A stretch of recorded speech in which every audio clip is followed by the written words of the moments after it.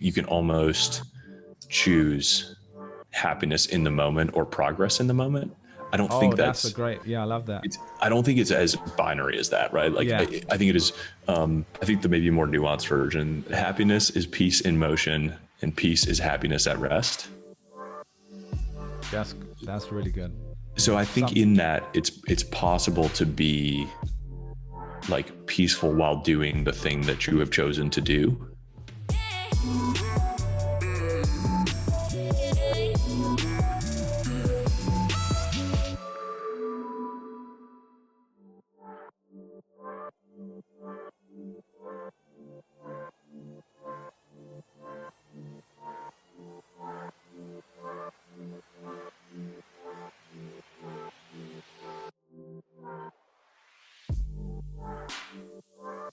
Eric, welcome to the show, man. It's good to have you here.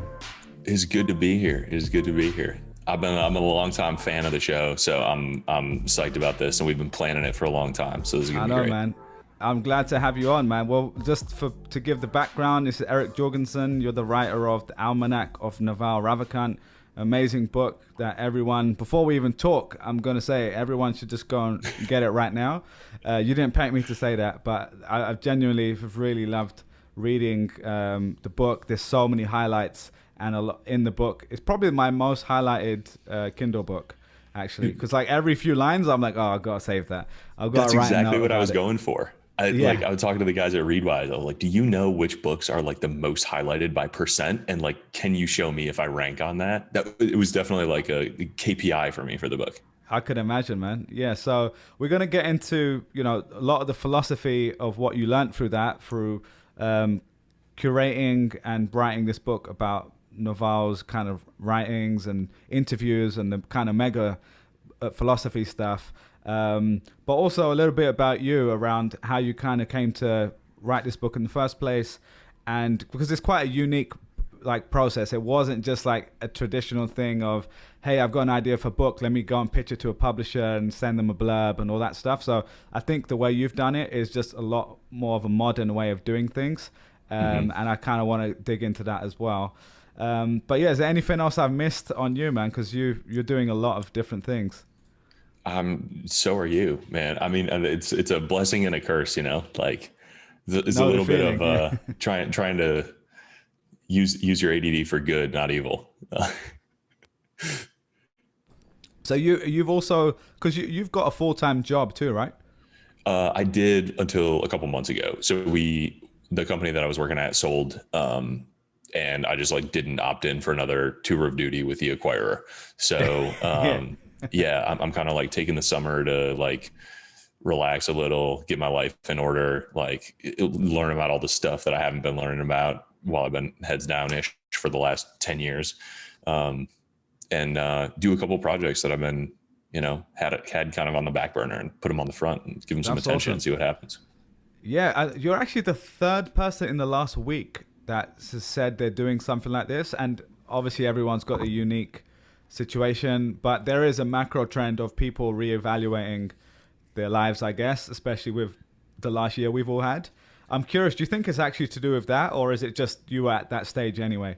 I don't know. I think that too, right? I hear that a lot of like friends and people I follow. And I don't know if that's like, just means like a macroeconomic top. Like it's a good spot in the cycle and everybody's like, I'm going to quit my job and do whatever I want. You mean people are selling rock JPEGs for 200 grand on the internet? Is that what you mean? Yeah. Or they're like, I bought enough ETH in 2016 that I just don't work anymore. Or, or truly if it's just like, the age that we're at and like kind of our friend cohorts are just going through like, I don't know, I've been through my first like decade of work and that's enough for me to kind of like hit a milestone and just reevaluate what I'm doing. And, it's so much different making a career path decision at 30 versus 20. Like you've just seen so much more, right? You're like, oh, I think I actually like want to head in this direction now that I've seen 1,000 different people head in 1,000 different directions. And I only knew of like 10 possible paths from the career fair or whatever when I was 20 coming out of college and like choosing a job or a direction. We didn't really plan to talk about this, but since we're talking about it, I think it's worth digging in because I feel like a lot of people I speak to, including listeners of the show, are going through this. And one of the reasons people tell me they listen to the show is because they want to get examples of people in different worlds, understand their paths and understand their options, I guess. And for transparency, I felt like this for a bit of time as well. So I've been on kind of a 2.5 year flexible work situation where I have a kind of consultancy business, which is not 100% full time. It's just what I spend most of my time doing. The 2 podcasts I do, and then before that I was traveling and stuff as well. And it's just interesting because I've got to the point where I'm like, well, maybe this is just what I'm going to do, versus find a new thing. I don't know. I'm still kind of in 2 minds about it. But I think it's great to give yourself that room and space just to reevaluate. And like you said, once you've earned a decent amount of money as well, I think money has a part to play. Like when you're 20 years old, you need to build up your savings and everything like that. And once you've got a decent amount where maybe you're not retired, but you're feeling comfortable, there's kind of a switch, right? And you kind of go from, I'm just speaking for myself, from this kind of defensive, I need to make money, survive mode to being more proactive and saying, what do I want to spend my time doing and what do I truly enjoy? So I think that's actually going to lead into all the stuff we're going to talk about today. But yes, it's a really interesting time, man. I think a lot of people are going through these changes. Yeah, I think it helps a lot to have the physical, like tangible experience of like having wins under your belt too. Like even if we had good ideas when we were 20, I just don't know how to separate the good ideas from the bad ideas and know which ones I'm going to be able to tackle and make progress on. And now I just feel like I have a little bit more of that muscle memory of like, and confidence. So like the financial cushion is definitely a piece of it, but there's also like, I fought 100 fights and I know which 20 I've won, and it gives me a lot more confidence that I will pick the right battles in the future. And so I think there's like some parts of that to it. And there's more confidence in doing stuff that's not an obviously like pre-paved path, especially for people like us, I think, right? Definitely, like, man. Oh, I don't know. Like podcaster wasn't even a job 10 years ago. And now there's like hundreds or thousands of them. Right. So part of it is seeing what other people are doing. And part of it is just like, I don't know, put in enough reps now that like, I know that works. Completely, Dan. Yeah, I love that. So that kind of leads us into the book because you just mentioned people like us, you said, and I think people listening to this are probably in a similar mode. They're people who are probably curious, entrepreneurial, but also value kind of like life as well, not just like all about money, all about the big win. It's a bit more of a balanced, holistic approach. So I think let's talk a little bit about the book itself, because when I heard about the book, I was like, this is amazing, because Naval is probably our, the philosopher of our generation in our world anyway. If you're interested in business and technology and startup world and, the new innovations coming out of the world, he's probably like the philosopher of our time, I guess. And with that comes people that love him, and there's people that also hate him for that reason too, right? Like any good person. So I'm curious, like, well, first of all, did I do justice to who Naval is? So maybe you can give a bit of background who he is. And then secondly, why did you choose to go down his path to collect his kind of work? Yeah. So Naval, I mean, that's a good like outsider's view. I think to kind of maybe complement that with some of his story. I mean, he's like lived the American dream, right? He was an immigrant to New York from Delhi, I think, in like when he was 9 or 10 years old, and single parent household, spent like after school just kind of living at the library and working menial jobs like on the come up, right? He was obviously like was and is very smart. So like tested into some good schools and got into Dartmouth and worked his way into the technology world. But even then it was like I think he had a hard run the first like 30 years, right? He had some early companies, had some early wins, got basically cheated out of like a fortune that he had to fight for after like some of his early companies, and then became an investor. He didn't start AngelList until he was like 30, I think. And even then it grew out of like a blog and an email list and kind kind of grew. It's been a really like slow growing behemoth, and some good investments, but those take, 10 years or so to kind of like Uber and Twitter and Postmates and I think MySQL and a bunch of other, like, he's made hundreds of kind of angel investments. For people who don't even know what AngelList is, could we just share what it is as well? Oh yeah. So AngelList is an amazing story. And I won't do like the whole thing here, but it is currently basically a platform for startups. And so they're able to connect with investors, connect with talent, launch products. So AngelList now owns Product Hunt. So you can like launch products there and find early customers. You can go fundraise there. And as an investor, you can come and build like a syndicate. So one deal kind of composite of different investors. You can host a rolling fund. You can invest directly in this like index of startups that AngelList runs. So it is a huge kind of suite of products now and multiple companies. I think CoinList and Republic are both kind of crypto versions of things that like AngelList had already built. And so they're kind of like straddling into that new economy too. It's a very kind of impressive company. It's like, especially with how little money they've raised and how consistently they've kind of added new successful products over time. Yeah, I love that. Like even you just mentioned the rolling fund. Like if people have listened to the show, you've heard me speak to Sean Puri about his rolling fund and a few other people, Pomp and stuff like that.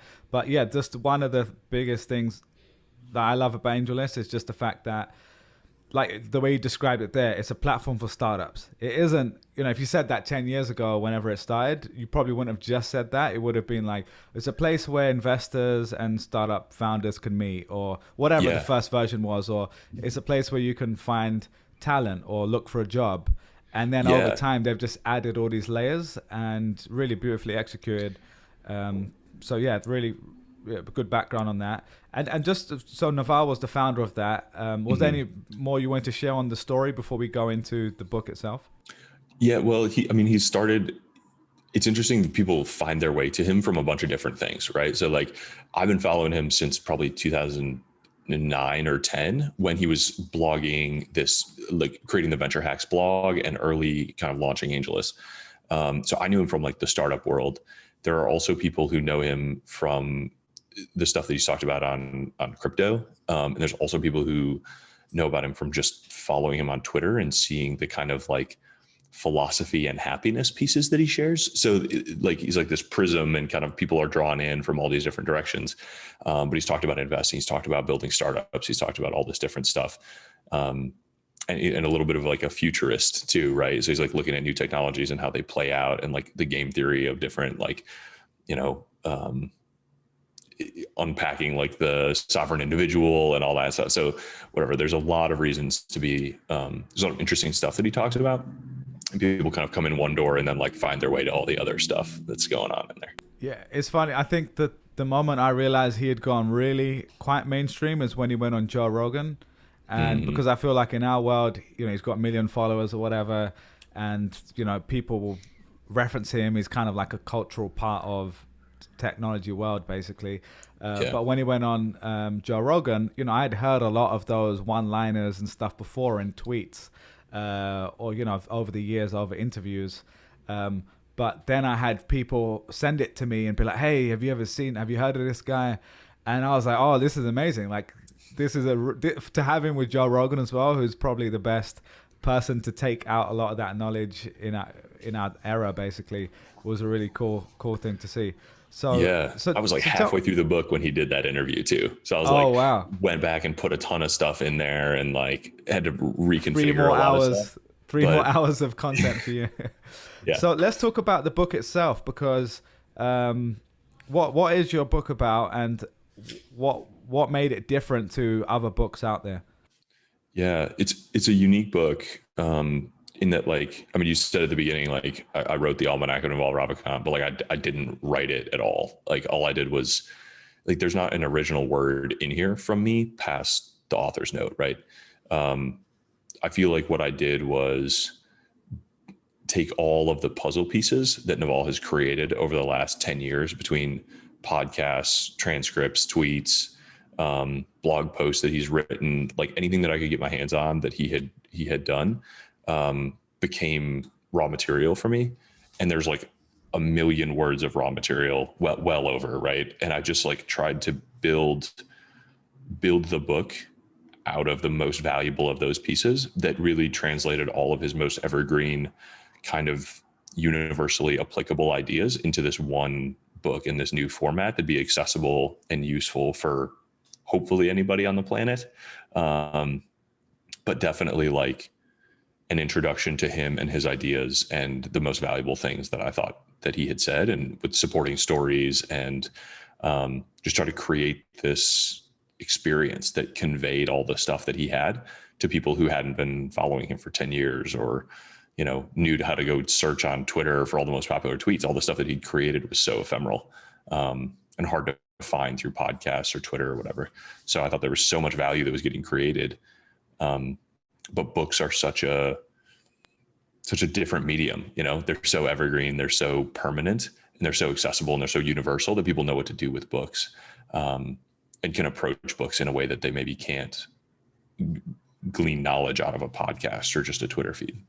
Completely, man. No, I love it. And I think what's really cool about this story is that it seems like you just kind of said, hey, I'm going to start, you know, organizing some of this stuff. And then I don't know even if you had an idea to do a book straight away, or it just kind of became that.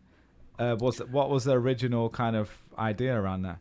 I mean, it was originally like, maybe I'll just throw together a few transcripts, right? It was kind of a small thing. And then as soon as, like, the way this started was like, I tweeted that idea, right? I was like, maybe I should compile a few of Naval's transcripts. Like, there's a lot of value in here. And Naval retweeted that like little poll I put out, and I woke up to find like 5,000 people had replied to this poll and were like, oh my God, yes, please do this immediately. And Naval had said like, yo, I'm happy to help, like, provide all the resources you need. Like, you're welcome to do it, basically. And I was like, oh, like, okay. That's so it was like amazing. instant scope creep, right? I was like, okay, this is like, now I'm going to do the best version of it I possibly can, not like just a quick version. And so I went and did all of the, like, compiled all the stuff, the million words, the 100 resources, the like everything. And I started building, like, categorizing everything and parsing it all out. And I ended up with like a 600 page, like, Poor Charlie's Almanac version of the book. That was like the first manuscript. It was like basically organizing everything he'd ever said, which ended up being way too much for like early peer reviews. And they were like, oh, you gotta trim this down. Like, I'm interested in half of this, basically. And so I just took all the stuff that the people were interested, that had the most overlap, right? That was the most applicable for the most people. And that's kind of what became the final book. Well, what I love, I just want to go into that a little bit more, because when I said early on that this was a different sort of process to most books, what I love about this, it kind of takes a lot of the lessons and learnings from the book and other stuff we've learned about in the startup world of, you know, MVP, essentially. Like, what you put out was an MVP, I guess, where people got a taste and they said, oh, I would love this. And just that validation of 5,000 people responding and him retweeting, that gives you the kick where you say, you've essentially pre-sold it by that point, right? I had Steph Smith on the show as well, if you know her, and she just recently did a book, you know, a digital version of a book, and she just pre-sold it before she wrote the book, and she probably made, you know, sold as many copies / made as much money as a lot of authors do, you know, because she's keeping 100% of the profit, not just 5% or whatever you might get as an author. So yeah, I think that's just worth mentioning, that the kind of lesson there is for people that you don't necessarily have to have done the whole book before you start sharing it with people. You just put something out and you got enough feedback to realize, oh, there's something here. And then the most important thing for me is just the accountability, right? Like the fact that he said, oh yeah, I'll help you out. You have absolutely no excuses now, right? Yeah. I mean, I knew I had to publish something. And so, like, I was like, there was no circumstance in which, like, I don't publish something. And so now the question is, like, around quality, basically, like, how good can I make it, and how quickly and over what time horizon. So yeah, it definitely, like, that this project had, like, built-in accountability from the first instant it existed. So that was it caused some stress, but I think it was, like, a good thing overall, right? Because writing a book is not you don't decide once to write a book, like just like you just don't decide once to start a podcast, right? Like, you have to choose to keep showing up like every day or every week for a very long period of time to get done. And it's 1,000 or 1,000,000 small decisions, not one big one. Especially a book, man, because I mean, I think podcast has its own challenges and stuff, but a book it's almost like never finished, right? Like it's like a deck. If you do it for work, you create a deck and you go in a week later and you're like, oh, let me move this around. Let me change this one word. But a book is that times 1,000, I'm sure. Because there's so many edits you can always make. There's so many different opinions when you share it with other people. So I'm actually curious to go into that a little bit before we go into the philosophical part. It's just the process, because people who listen to the show know I'm quite obsessed with how people actually do things. And it sounds cool. Like, yeah, I've taken a bunch of transcripts and put it into this book that looks all shiny now. But just could you walk me through that actual process? Like, you were transcribing, I'm sure, using some sort of tool to transcribe the audio, and then you maybe you put it in a Google Doc. I don't know. Like, what did that process actually look like? Yeah, I mean, it was a little, it was probably a little sloppy, like, because I was figuring out what the process was as I was doing it, right? And that's always harder than just running the process.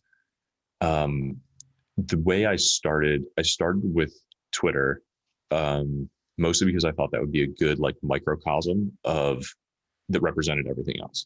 So I started with this giant spreadsheet of like all tweets that he had ever shared. And then I did a real quick like binary, like 1 or 0. Is this good and evergreen and interesting? Yes or no? And then I took all the yeses and categorized them. And that kind of became those became buckets for putting excerpts from every other type of resource together. And that became like at least my first version of an outline. And a lot of this, I mean, like,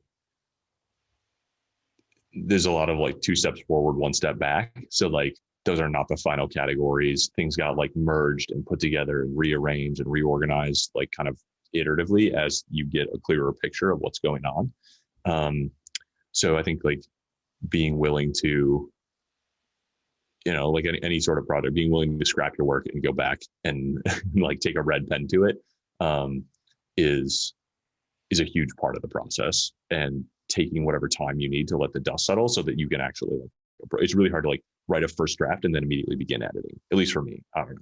I have to almost like put enough space between me and that first draft so that the editing me can like is separate from the, hey, I'm proud of myself because I just finished this first draft version of me, right?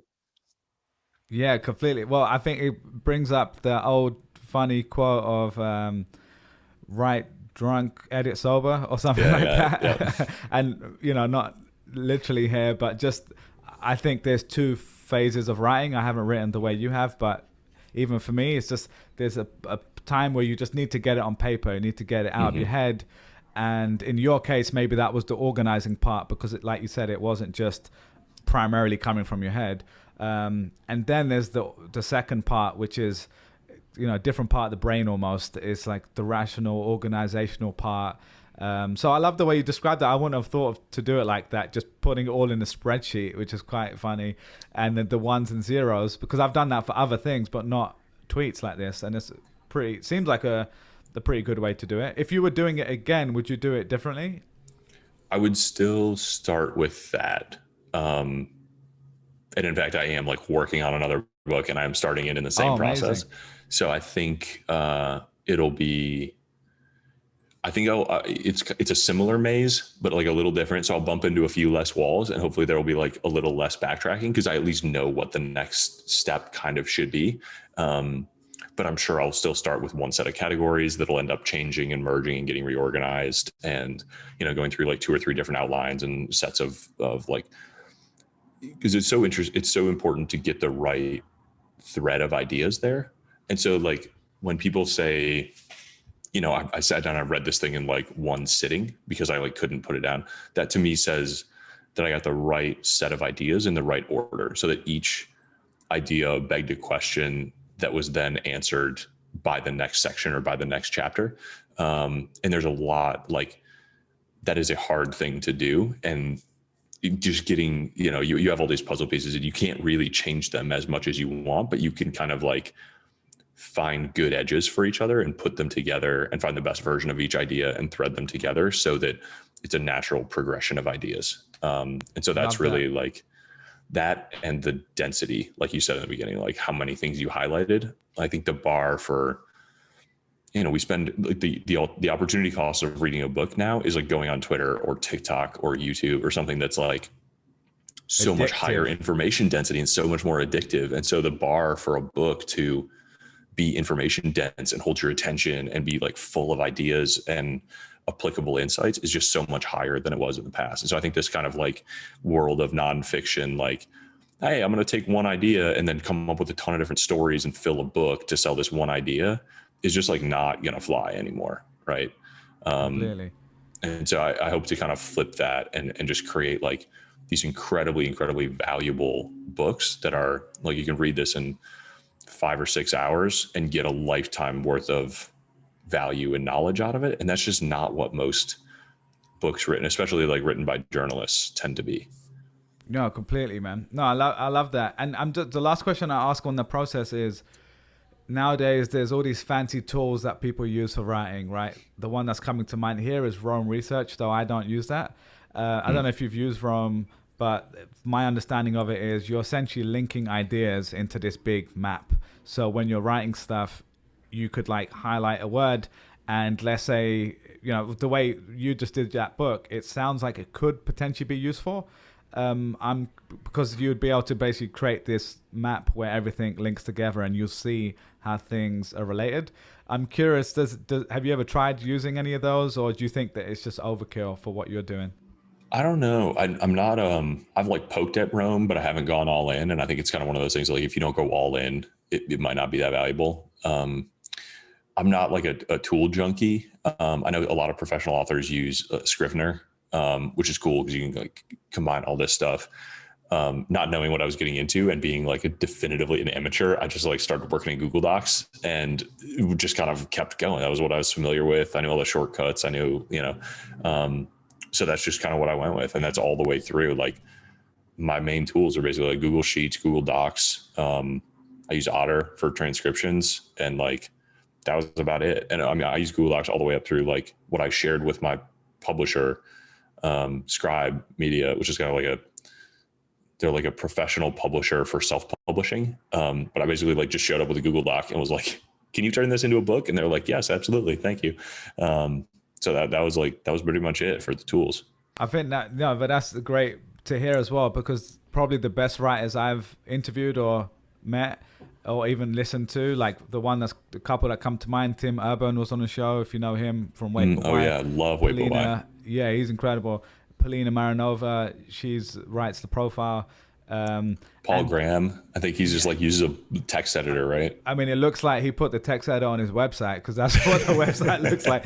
But the reason I bring them up is because Tim told me I think he just uses like a bunch of Post-it notes, like maybe even on the Mac, how you get those different notes, and he just has them all kind of spread out. And there's no like real big science to it. It's just like it works for him, and it's just like a messy process that works. And the most important part is doing the actual writing, of course. And I think it's good to hear either way. Yeah, I think there's no substitute for just like time with the ideas. Like that's kind of probably my biggest takeaway of that is like, there's definitely mistakes I can avoid making the second time around, but there is just some like no shortcut craftsmanship version where you just can't make good connections unless you just spend a lot of time like swimming around and marinating in these ideas. And so like I'm really careful when I pick books or projects that I want to work on, that I pick stuff that I'm like delighted to spend time like marinating in, and like, because that's all there is to it. Like if you're willing to spend the time with it, you'll come out with something good on the other end. Yeah, 100%. I think the tools can just be a distraction for procrastination for a lot of people as well. Like, because you're like, oh, I need the perfect system. And I've definitely done this before as well, where, you see a fancy automation YouTube video and I'm like, yeah, I'm going to set this up with Airtable, and every time a guest clicks this, they're going to come straight to my Zoom call. And look, some of those things really help, right? And they can save you a bunch of hours, which is great. But really just speaking for myself, what makes the podcast better is me doing more interviews, perfecting the craft as best I can, asking better questions, getting better guests. You know, that's the 80-20 of it. And yeah, if I can save some time, that's useful. But I think sometimes people overemphasize that versus what's really important. Yeah. I like to add tools as like solutions to problems, you know, but the hard thing is knowing, like doing enough research to have the knowledge of all the tools and the comparisons. So I feel That's like what true. I want is like a tool consultant who's like, they know everything about podcasts or book publishing or whatever, and they like watch what you're doing and then say like, oh, okay, this tool is a no-brainer. Use this specific thing. Let me like train you up in this. And just use, even like create the template or create the automation, Yeah. maybe show you how to. I definitely agree, because I think like I've had the MakerPad guy on, Ben Tossell, and Tom Osman is kind of a friend through the internet as well. Tom's probably the closest thing that exists to that now. That's what I was going to say. He's probably like, you tell him any process and he's like, oh, use this. But what you really want is just, hey, Tom, can I pay you to do this? Or someone like you who knows how to do it. So yeah, I mean, the closest thing that I found to that is like, it is definitely more expensive, but it's like you end up just hiring like an agency or a person who already knows and are paid for all the tools. And like you're technically paying for time, but you're also paying for the expertise of like knowing and having all the tools in place. So like when I hired, you know, this scribe to do the publishing, like I don't even know what program they use to do the page layout. I just know that they like used the right tool, built the right thing, like 100%. Ran the whole process, right? So you need the tool and the expertise. And unless you're willing to like go cobble all of that together yourself, like just find somebody with all of the whole bundle of knowledge and tool and expertise all together. Yeah, and this is a bit of a cliche thing by now. Our mutual friend Jack Butcher has done this one on visualized value, but it's like a visual around you're paying $1 for the screw and $99 to know which screw to turn or whatever, and that's exactly this, right? You're paying for the expertise. But yeah, awesome, man. Well, look, that was a great deep dive into how you did it. I haven't actually heard you describe all the ins and outs of that, so that was useful. Why don't we move on to the meat of the conversation, which is around the amazing stuff you've discovered and shared in the book. Love meat. Let's do it. Love the meat. So look, let's start off with I'd love to get your take on kind of the 80-20 of this before we go into the details. So if I was saying, from all the reading and the listening you've done of Naval's stuff, which sounds like everything he's ever published pretty much, a million words. If I was saying, what is the 80-20 of Naval's philosophy on wealth, and then 80-20 on the way he thinks about happiness, I'm curious if anything comes to mind. Yeah, I mean, I think so. In one way, like the book is the answer to that question, right? Like truly the book is the 80-20 of all that stuff. I appreciate the idea that like 80-20 is fractal, right? So like we can do the 80-20 of the 20, and like that'll be this podcast. And then if you want to expand the 20 and go to the next, then we can do that. So I think the things that come to mind the most, or maybe the first things to unpack, is like accountability, specific knowledge. Because if you don't have those, then like you shouldn't proceed to the next gates, basically. So the ideas of like take on accountability isn't necessarily, I like this because it's not necessarily about taking on risk. It's about taking accountability for the risk that exists and learning to either accept it or minimize it yourself. And specific knowledge is really this practice of like finding the thing that you can do that you are uniquely well suited to do. It's a unique combination of like your inherent gifts, you know, your DNA, the way you were raised, your interests, so the stuff that you're curious about, and your skills. And we can, it may be fun to kind of talk through some examples of this to kind of unpack it for people. But the people who you find have like very, very usually well paid, but definitely like unique and well protected careers are the ones who are leaning into the things that they love, that they're interested in, that they're skilled at, to a pretty extreme degree, and like layering those things together. So One example, like I love Bill Watterson and Calvin and Hobbes. I grew up reading that. I read every strip that exists. I still have every book. Like, and the things that you had to be good at to be Bill Watterson are like, one, you had to be an incredible artist. So he could draw incredibly well. He was clearly interested in like some philosophy and a little bit of like the deeper kind of ideas of life. And it goes way deeper than most comics do, right? There's not a lot of that, but he's also like very in tune with the inner child of all of us, and like the hilarious kind of like childish humor of like just throwing a water balloon or whatever. So that the mix of all of those things, like he's a good writer. He was incredibly disciplined about keeping his strip high integrity and like not licensing it, not splitting it out and all this different stuff. But having this kind of introspective thing and the artistic skill to create a very, very uniquely good strip in itself. So like that's one example of like layering interests and skills and insights all into this like very, very unique career. Right. And like you could do the same thing for Scott Adams. Very different comic, very different skill set, very different set of interests. What about yourself? If you were trying to apply this to yourself, because I know you're going through this transition, you're thinking about the next steps potentially. So I'll just read out one of the lines from the book is, specific knowledge is knowledge you cannot be trained for. If society can train you, it can train someone else and replace you.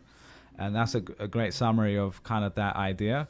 So I'm curious, like, I mean, I'm happy to share as well. And maybe we kind of just brainstorm out loud, but I'm assuming you've thought a little bit about this for yourself. How do you feel that has manifested in the way you approach work? Yeah, I mean, the thing that I'm doing now is I'm able to like spend more time doing the stuff that I was excited to sneak into like my nights and weekends, right? So like when I wrote this book, I had a full-time job. So I was like spending nights and weekends. That's insane, by the way. We should just acknowledge how ridiculous that is. Yeah, I mean, it was hard work. It also like took 3 years. So that was spread over a long period of time. But yeah, but that happened because I was excited to do it, right? Like I would have had a hard time like forcing myself into that if I wasn't into it. But basically all of my opt-in like side projects that I have done have been kind of a unique combination of like, I've researched things and wanted to learn them. I've wanted to publish a product that showed what I had learned and help other people learn. And I wanted to connect and have fun with other people who were interested in the same thing, right? Like those are maybe the three kind of things that tie everything together, whether I was working on like the Evergreen blog or my podcast or this book or my course or whatever, like that is the thread of all of those things. And so I think that's probably like, and then it's what's the stuff that I'm interested in, right? So I've always been reading about investors and the stories of different businesses, and like Naval, more kind of like what is going to change than Warren Buffett style, what's going to stay the same. So I love Buffett and Munger, and I've learned a lot from them, but I'm more drawn to sketching out and predicting and changing the future than like betting on the status quo. Like super over optimized quantitative way. I've never thought of it like those two kind of different schools. It's not even different schools. It's just a different perspective almost. One's backward looking, one's forward looking. They're both useful in different ways. And actually one of the things I've got here, and maybe we'll get to that in the second section around happiness, but one of the summary I remember was for ancient problems, like how to live a healthy life, family, the kind of old ancient philosophical questions we've all had. Even Naval says he thinks that the old stuff is the best for that, right? Like you look at those philosophies but for looking at like how's the world changing today, like the stuff that Naval's talked about, like using media and code for leverage, right? That didn't exist in the same way back then, right? So that's kind of a distinction there. Yeah, I think the summary was like the older the problem, the older the solution. That right. So like sounds like you wrote a book on this, man. people who are like, I think that was especially apt in the happiness section, right? So like people have been like looking internally and trying to solve their own happiness for a very, very long time, right? And a lot of writing and a lot of religion and a lot of contemplation has gone into this for millennia. And so as he was looking for solutions to that problem, he was looking back at, very old, like especially Eastern writings, and finding, like, are those writings that have endured for thousands of years that people still find useful more likely to be helpful than, some happiness research out of Harvard over the last like 10 years? Like, yeah, probably. Like, there's just, you apply the Lindy test, and like, maybe we should just pay a little more attention to the old ways. Yeah, no, do you know what? I just want to expand on that, because as someone who kind of grew up quite religious, my family is Pakistani Muslim, so we grew up going to the mosque, and our sect of Islam was quite philosophical, right? And we would read the teaching of someone like Imam Ali, who, there's a book called Nahj al-Balagha. I don't know if I'm saying it completely right, but I mean, you should check it out. It's like really incredible old school philosophy and like beautifully written stuff, obviously translated from Arabic or whatever. But yeah, that's the stuff I grew up around in my house. And like poetry, right? Like in the Middle East, poetry, the poets were the philosophers, like Rumi and these famous people we've heard of now. And I was talking to someone else I've had on the show, Ryan Beagleman, who started Summit, and he's like a very philosophical guy as well.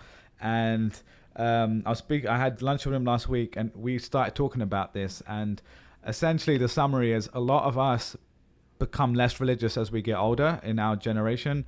And he kind of gave me a great reminder that you don't have to, let's say you don't believe everything, right? Which happens to a lot of us. But there's so many good things that you've already spent 20 years learning as a kid. And yeah, you can separate the parts that you don't like or you think need modernizing or whatever. And that was a really good reminder for me coming from that background, because I was like, yeah, well, I've already internalized so many of these ancient truths, and I've spent the rest of my life trying to find the new stuff. And the way you just describe it there, I'm going to use this forever. Like the backward thinking and the forward thinking, like they both have value in their own ways. So just wanted to mention that as well, man. Did you have anything similar growing up as well? Well, we didn't grow up like religious at all or going to church much. I grew up very like curious about it, so I wanted to like learn why it existed and read about it. And it was interesting to be, I guess, given the gift of a broad perspective, right? So like when I approached the idea of religion, I saw like all of them at once. I didn't have to like start in one and then like try to climb out and look at the rest of them.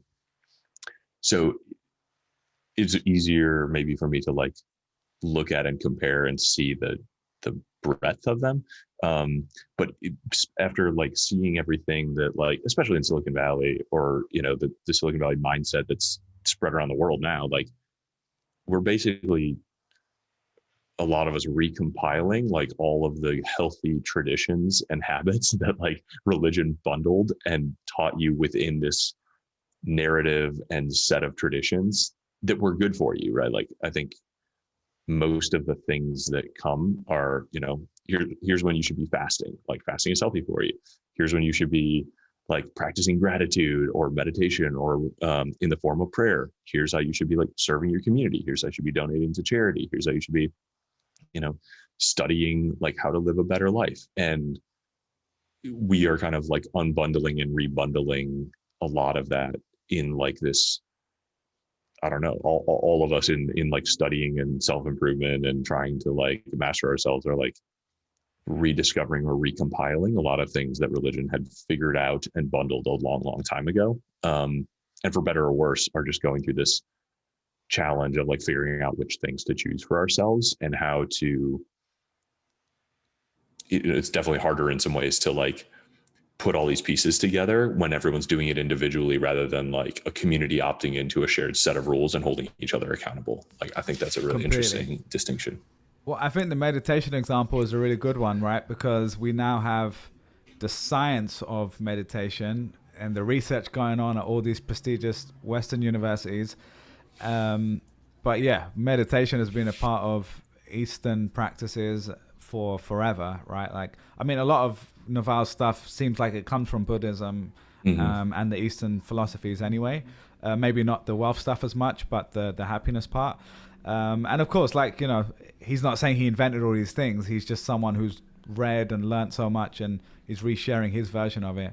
But I think that's an example of where even myself, I've probably been critical, or I've just said, you become so science-based that you forget like the limitations too. It's like science is incredible, but it doesn't answer every question, and that's why you have philosophy and you have these other things to answer the parts that don't necessarily have a solid answer. They're more of a discussion, so definitely, it's an interesting nuance there. Yeah, it's I don't know if I'll phrase this right, but I'm trying to like recompile in real time the like, which questions is it better to have an answer to, even if you know it's wrong, versus which questions are you willing to let go unanswered? Like, which of those is more uncomfortable for you, is going to vary by question and by person. And I don't know, man. We're just like monkeys with too much brain power trying to figure it all out. And it's a little, we bit off a lot by being born human. Completely. So let's move on to the next one, because I know we've got a lot to cover here, but no, great discussion there, man. I feel like we could do an hour podcast on each of these 30 bullet points I have. So we'll see which ones resonate most. So I think this one, if you're listening to this and you heard the first Jack Butcher episode, we spent a whole hour pretty much going through the famous, seek wealth, not money or status thread on Twitter of Naval that kicked off Jack's kind of visualized value stuff. So maybe we can skip some of that stuff, but this one is quite key. It's right. Seek wealth, not money or status. Wealth is having assets wealth is having assets that earn while you sleep. Money is how we transfer time and wealth. Status is your place in the social hierarchy. Again, I think that one, when I've read that, it just kind of hit me, because it distinguished these different things that often you're just pursuing all of them at once. And as much as we like to pretend like we don't care about status, of course everyone does, including Naval himself. And the difference between wealth and money is an interesting nuance as well. So I'm curious, given that, is that something that has really shaped the way that you're thinking about things going forward as well? Yeah, and I have never said this before, but this changed a lot of how I thought about work, right? So like most people go get a job because they think they need money. And they pursue the first degree, which is like, how do I turn what I have into money? Pursuing, I'm not sure I love the definition of like wealth is having assets that earn while you sleep, but I do, if you cut out that definition and just pursue assets, like I now basically think of my work as like building, buying, and reinvesting in assets that earn money, right? So like, does going to get a job like fit that process or fit that goal? Like, depends on the job, depends on the compensation structure, like maybe, but maybe not.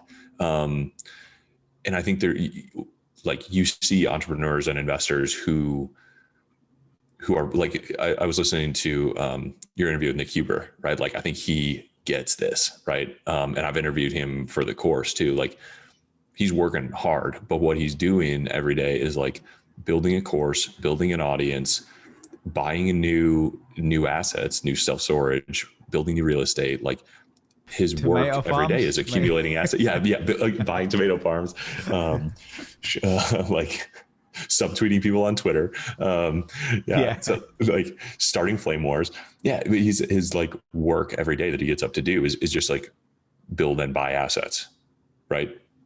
As we were talking about in this theme of like picking your head up kind of for your first time and like looking around at me and like, what do I want my career to be? Like, you don't have to have a job. Like, if you can build wealth through buying and accumulating assets, like that's work, and that will result in money. But that's a great distinction, because I think the more I've ruminated on this one as well, I think a lot of people hear this and just think it's binary, and they say, oh, if you got a job, you're not working towards this goal. And I think there's a lot of nuance there around, pay is not always financial. You don't always have a job just for money. There's plenty of other things to gain from it. Also the idea of wealth, like you said, like earning assets earning money while you sleep, I guess, is that point. I guess the way you described it, it probably resonates more with the way I've approached my career and investing as well, is if I earn money and invest that money into stuff that grows over time and potentially pays me money, whether that's real estate, even crypto. Right now, I stake a bunch of crypto that gives me percentage returns.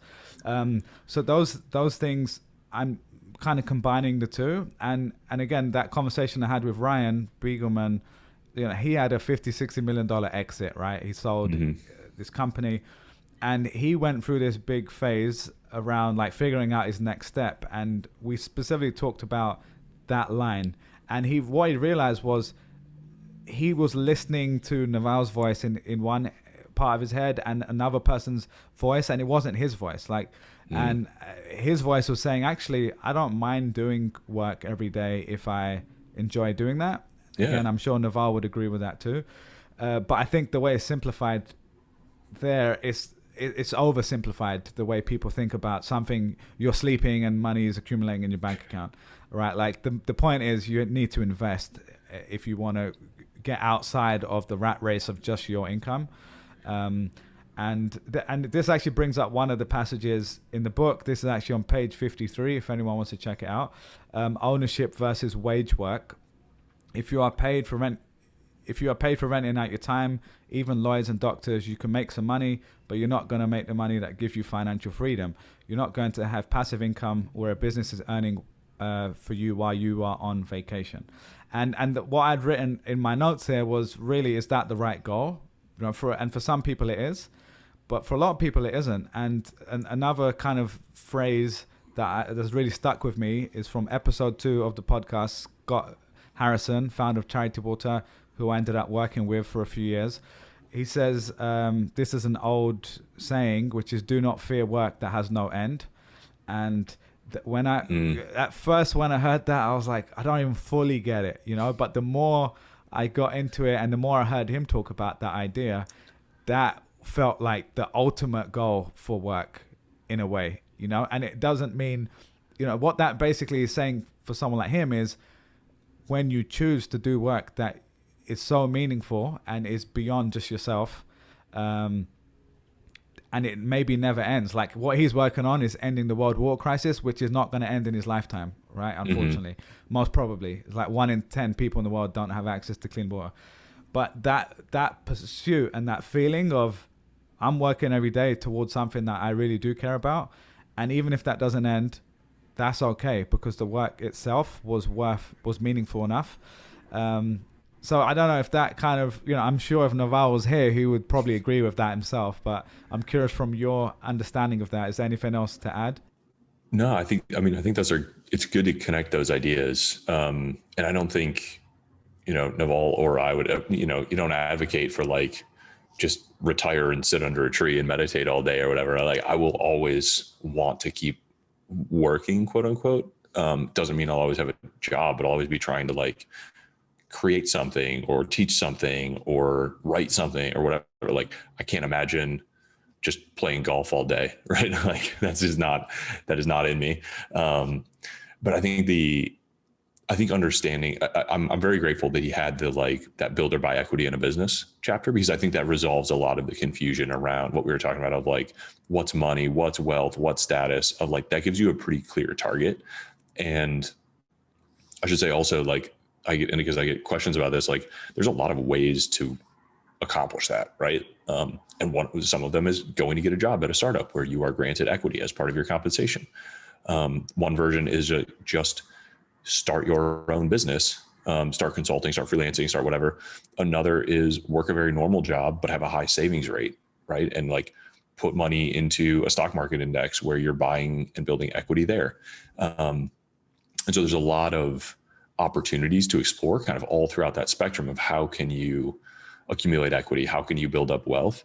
Not in service of like sitting on your ass all day, but in service of finding your way towards, the kind of infinite work that resonates with you, whether that's solving the world water crisis or creating art or volunteering or whatever. Right. there's a lot of Or paths forward. working like the same job that you've done forever. Like maybe that ends Yeah. up being that too. So Yeah. Maybe you love being the single most competent employee in the entire DMV. And like that just like oh brings. man, I want to meet that person. Me too. Me too.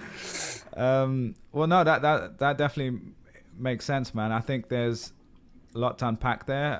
But for the sake of time, I'll move on to the next one, which is really what your focus has become a lot of, is this idea of leverage. And, you know, again, I'll read this one passage also from page 34, which is: fortune requires leverage. Business leverage comes from capital, people, and products with no marginal cost of replication. And in brackets, code and media.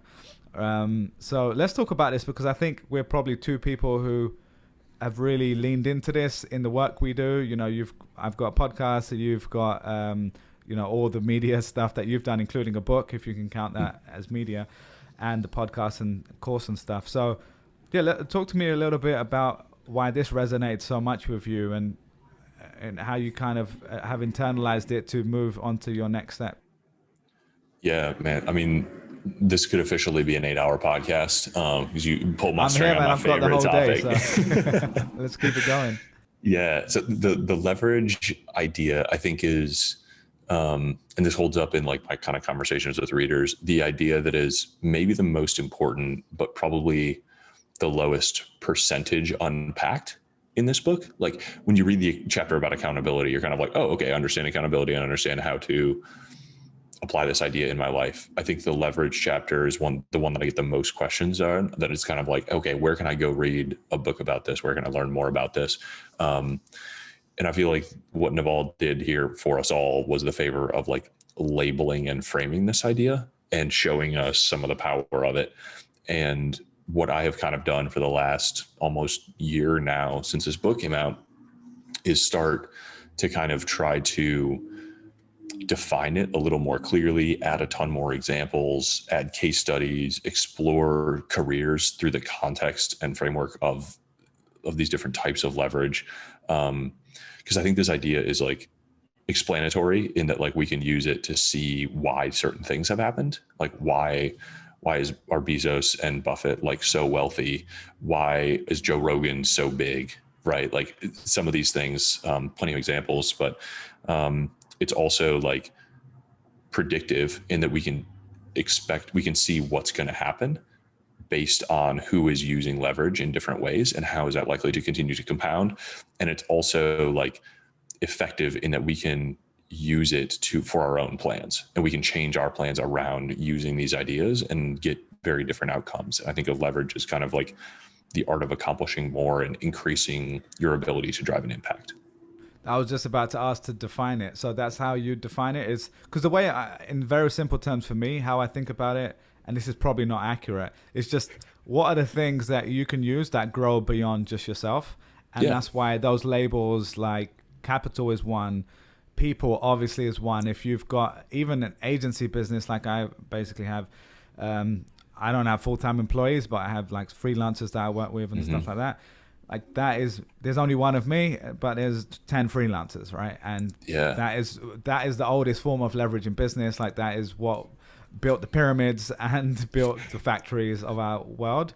But this idea of no marginal cost of replication, I think, is the newer version of this. And kind of the passage, again, the next page 35, you talk about code and media are permissionless leverage. They're the leverage behind the newly rich. You can create software and media that works for you while you sleep. And again, bringing the idea from Jack's podcast, where, you know, his whole course was built on build once, sell twice. And it's that idea, right? And I think the thing is, people think this is so simple, and it is, but to actually, when you actually internalize it and apply it to your work, you change the way you work, right? And you try to find and work on only the things that give you leverage. And by labeling it, like you said, the people, the capital, the media and code, you can actually think of ways to exponentially grow. So can you talk a little bit about that phrase, permissionless leverage? What does that mean to you? Yeah, so the permissionless part is interesting because in traditionally in media or in people and capital leverage, like unless you have your own cash, you basically need to go persuade a gatekeeper to lend you the money or buy your equity or whatever. And on the people side, like people need to choose to work for you, or you need to be able to persuade them. And so in that case, you know, there are gatekeepers all around you that can stop you from accessing labor or capital. The permissionless leverage is in code and in media is that this basically like global meritocracy of the internet where anybody can grab a laptop, open a GitHub account and like start pushing code or start recording a podcast and start publishing it to YouTube or to Spotify and basically put their hat in the ring of like how much can they produce something good enough to get adoption. And if they can, then all of a sudden like they're winning and benefiting and growing, and there is no gatekeeper there to say like, oh, you can't access this arena, you know, in the way that somebody could could choose to not lend you the money or choose to not work for you. And I should say, like, I think on the capital side and on the people side, like there's definitely more nuance to both of those. The classifications we use in the course is there's 4 types of leverage: tools, product, people, and capital. And so I expand those definitions a little bit to kind of show some of the nuance between each of those things. Could you say that? So just the tools and product part, and then you said people, and what was the 4th one? Capital. So those 2, I think, are a bit more straightforward. Could you explain a little bit about the product versus tools? Could you give an example of that? Yeah. Tools are a weak spot for me because I was talking about, like, not a tool junkie, but this is maybe easiest to visualize with a physical example. So imagine like you're alone in the woods and you're a lumberjack and you're trying to chop down like firewood to like keep yourself warm. If you have no tools, you are not going to make a lot of progress. You're like picking up sticks. If you have an axe, all of a sudden you can fell big trees and chop them up and like get ahead. If you had a chainsaw, now all of a sudden you can drop like 10 trees in an hour and you're cruising. If you had a tractor and another guy, so like increasing people leverage to this, like now all of a sudden, like you maybe have a logging business and you're producing not just enough to get like a month of firewood, but enough to sell and earn income and trade for other things. So that's like tools sense. Very broadly. It includes stuff like software tools, it includes Zapier, it includes computers and cars and bikes and all kinds of stuff. And even just historically, just to get primal on us, it's the reason why a weak human being can capture and hunt down wildebeest or whatever 100%. Any animal in the jungle back in the day. Is because we made tools like spears and bow and arrows and swords and all the old school things. Now we have a lot more high-tech versions of that. So that makes a lot of sense, obviously, in that scenario. But if you think of just normal work, of course, there's plenty of tools that help and give you leverage. So what about the product part? Because to me, when I think of product, I almost think of tools, but they're not the same thing. So how would you differentiate those? Yeah, it's a little bit of a tricky definition because most people think of, when they hear product, think of like a physical product. Product is a product of you. It's a product of your mind. Got it. So okay. I think of product as like when you can encapsulate your experience or insight or knowledge or wisdom into something that can then act on your behalf.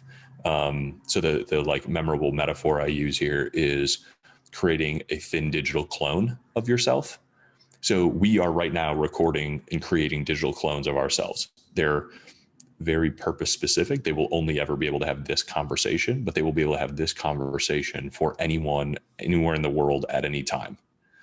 And another version of this could be encoding an algorithm or setting up an automation in Zapier. So that is me taking a product or set of ideas or insight or experience, putting that into a digital form, and creating a product of myself that can then serve tens, thousands, millions of people or millions of instances at any point in the future. I love that definition.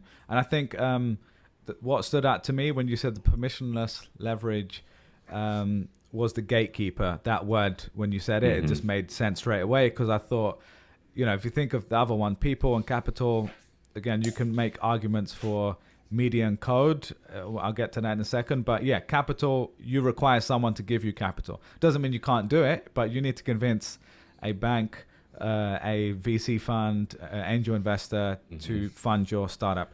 You can argue that now with some of the interesting stuff happening in DeFi and crypto, that is actually an interesting use case or example I haven't really thought about, where you can actually go in and essentially access capital without speaking to someone, without convincing someone of your pitch, just based on a set of rules.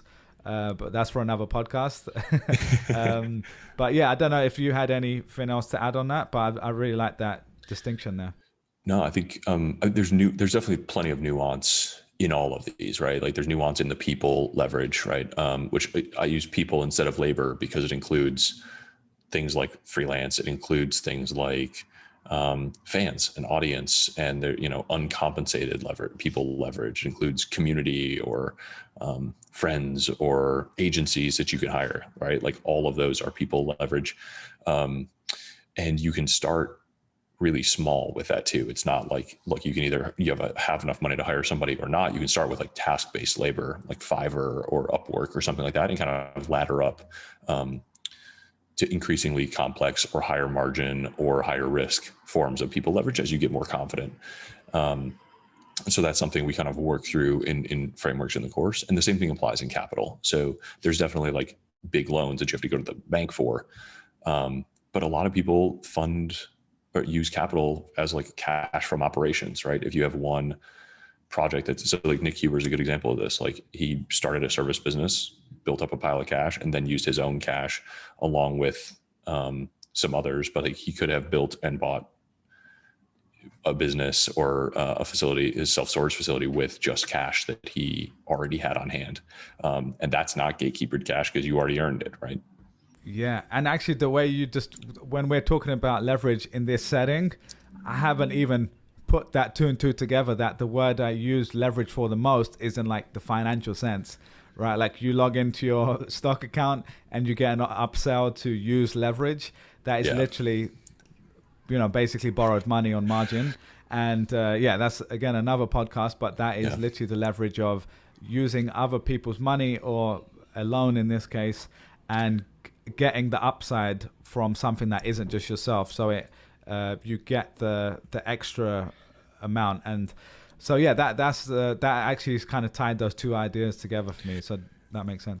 Yeah, I should say I don't mean like strictly financial leverage, and I don't mean leverage as in like to get the upper hand on somebody, right? Like those are two kind of classic definitions of leverage, which is like not what I'm thinking of here. I'm referencing like the simple machine that like will lift 800 pounds with 100 pounds on this side if you have a long enough fulcrum, and you can just it's about doing the work that gets more work done. 100%, man. Definitely that makes a lot of sense. So let's move on to the last part here in a second about happiness, but I think the leverage part is really key, and I think so many people I've interviewed have basically articulated to me that was a huge switch in mindset for them, where they finally internalized what that meant. And the way I've applied it, I definitely don't get it right all the time, but whenever I look at my work, I try to do this every few weeks. I look at the calendar and I say, what are the tasks that are high value? What are the tasks I can share with someone else to help me with? Should I be hiring an editor for the podcast? Should I be getting someone else to be writing this stuff up for me? Whatever it is. It's really hard to stick to that, because for someone like me, a lot of people, we're kind of perfectionists in one way, and I hate that word though, because perfectionist normally means I think of someone who just doesn't do anything. I mean like someone who has got like high standards and wants it done to a good level. And sometimes it is really hard to train someone else to do it at that level. And there's that kind of trade-off of saying, well, it's better to have 5 people doing this at 80 or 90% than just one of me being drowned in this sort of stuff. Yeah. The thing we sum up the whole course at the very end with the 10 laws of leverage, right? Like the 10 commandments. And if you remember one thing, remember these. And law number 5 is, I think, the like one I think about for the context that you're talking about, which is do the work only you can do. So it's not about like, what am I willing to hand off? It's like looking at your calendar and saying like, nobody's going to host this podcast for you. Like, I'm Bilal. Like, there's nobody, you can't outsource this part. Like, no one else can do this for you. We're going to have but everything else on the calendar today, like whether it's editing or writing show notes or whatever else, or sharing, like, it really helps you flip that. It like inverts that problem a little bit and helps you trim down to like, okay, there's 2 things today that literally only I can do, and everything else can either slide or get handed off, or somebody else, I can train somebody else to pick up for me. And it doesn't matter if it's done at 80% or 110%. It just matters that like I'm doing the work only I can do. And I think if you focus, and if anybody focuses on that, it'll be a good guide for you'll find yourself automatically sort of putting your attention in the right places and compounding leverage like somewhat intuitively. Definitely. And I'll just add one nuance from the way I think about it, which is this is with the goal in mind of getting the maximum output, or, using your time efficiently or effectively, which I think is a great goal for a lot of people. But where it becomes quite tricky is for creative work specifically. There are some parts of creative work that I just love doing for the sake of doing it, right? Whether that's writing. Honestly, even sometimes when I've done it in the past, video editing is a weird thing where I know I shouldn't be spending time doing it, but I've become that 12-year-old kid in my bedroom teaching myself to use Windows Movie Maker back in the day, right? And it's that feeling of joy you get. So, and again, I think you would agree with this, and I'm sure Naval would too, just around this idea of, one, you need to know why you're doing something. And as long as you're just proactive and understand why, and at least don't just become completely reactive to doing all this stuff, then that is the most important thing. And sometimes the lens that you're using is, do I enjoy this for its own sake? Do I want to play? Like right now, I'm being creative. I want to write something because it's a fun thing for me, or there's another reason for it. And I think sometimes, I know you're a well-rounded person in this way because you've clearly got this creative side too. But I think on the extreme 10 out of 10 person who doesn't have that creative side, they don't always get it. They don't have the same feeling towards it. And I think a lot of what I've realized with Creator Lab is that most of the people I'm most interested in have an element of that, and it's about figuring out the elements of play that are most important to you. Yeah, I don't think you get super good at this kind of stuff without feeling like you want to play with it and be creative with it and do something like unique and new. And you got to have a little like a sacrilegious approach to it almost to like do something unique and new and fun. Completely, man. So just to wrap this part up now, I mean, one of this one I absolutely loved, which was around the idea of spending a year to decide and a day of acting. And the passage here is, we waste our time with short-term thinking and busy work. Warren Buffett spends a year deciding and a day acting. The act lasts decades. And that is a really interesting idea, right? Because there's another sort of person which is like all action, just keep going, hustle hard, like just, grind it out. And then there's the Warren Buffett approach, which is, I'm going to sit and I'm going to observe and I'm going to make sure I'm going to spend the most time on figuring out what the right thing to do is. In this case, the one with the most leverage, the one with the biggest opportunity. And I do think it's a bit of a paradox here, because traditionally in the startup world, you don't necessarily always know what that thing is. You get to that through experimentation, and failing fast is another phrase that is often used. So I'm curious on your take on this, because, you could kind of argue either side, and how's that kind of manifested in the way you approach work? Yeah, I think, there's definitely like a relationship between the size of the action and the amount of consideration that goes into it. Right. Great point. So if you're publishing a podcast every week, you can't like plan a podcast for a year and publish one weekly podcast and then expect that to shock the world. But in the process of publishing a book, like you could say like you publish a book in one day, but you work on it for 3 years, or you think about it for a long time. And the relationship between those things, when you're allocating as much capital as Warren Buffett does, like that's super slightly important to think for slightly higher stakes. Yeah, slightly higher stakes. And I don't know, all this work kind of exists on a different spectrum. Like the amount of time I spend thinking about a tweet versus thinking about a blog post versus thinking about a book, very, very different. But that passage, I think, comes near where he talks about some of the other like highly dominating decisions, which is basically like who you're with, where you are, and what you're working on. So when you're thinking about, where to live, where to move, thinking about who to go to business with, who to choose as your life partner, or what to work on, what company to join. Those are actions that have, when an act is going to take decades to unfold or be in effect for decades, don't underthink it. Definitely. Yeah. I mean, well, that's the thing. A lot of people rush decisions like that, and then they end up just landing in something that they don't necessarily want to do, but then there's a sunk cost because now you spent 4 more years in this industry or company, then you've got the golden handcuffs of the stock grants, and then you're just like, oh, now I've had a kid, I've got a mortgage, I'm just going to kind of accept it.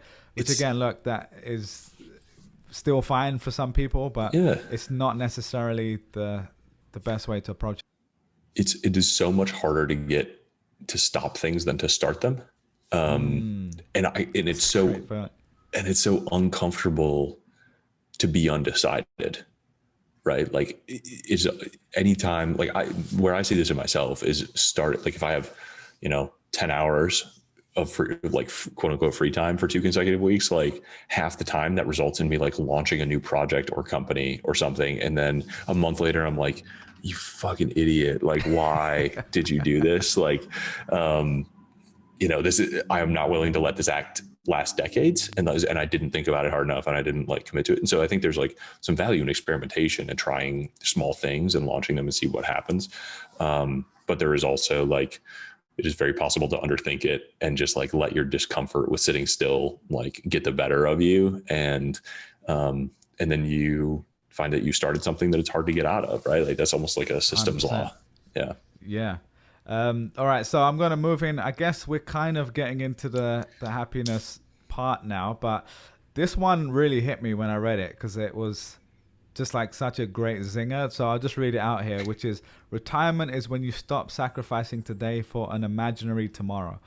And when today is complete in and of itself, you're retired. But I'll just say that first part again because I really loved it. Retirement is when you stop sacrificing today for an imaginary tomorrow.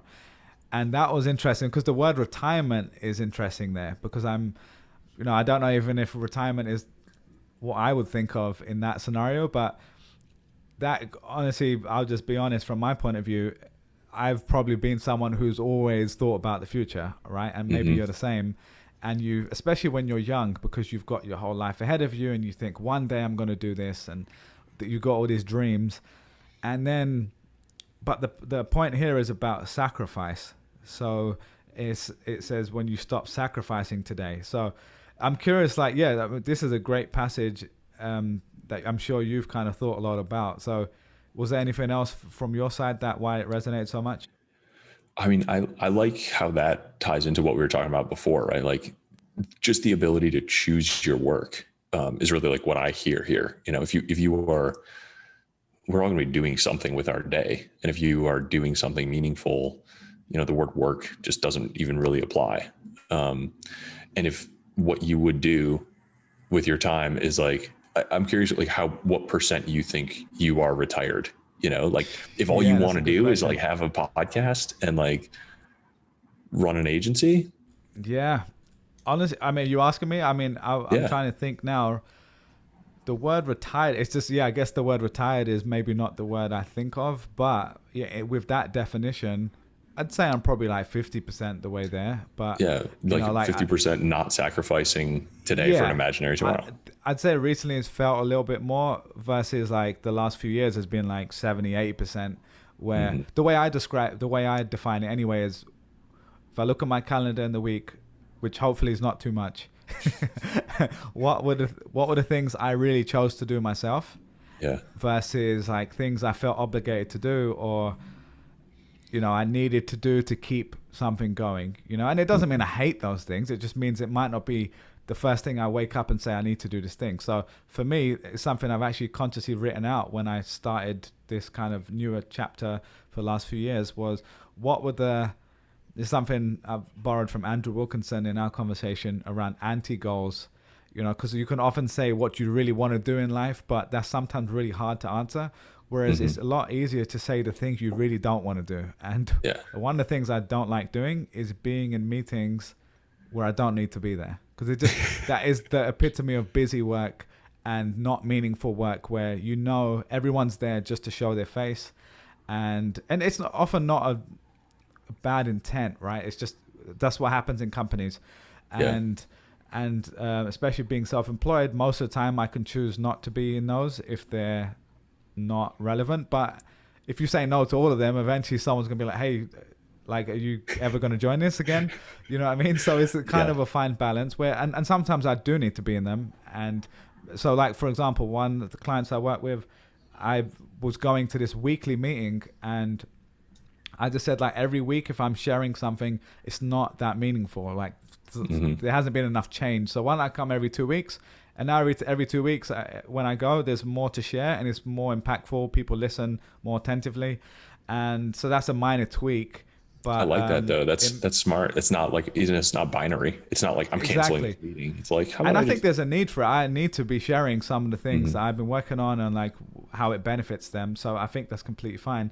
But it's that feeling of, oh, someone put something on my calendar, you know, like where we didn't, and that's something I'm over optimizing for, right? I've put that right at the top of my list. And the sacrifice is, it means I might get paid less. You know, I'm not like maximizing my earning potentially in one way, but I'm okay with that because the trade-off is I'm optimizing for something else.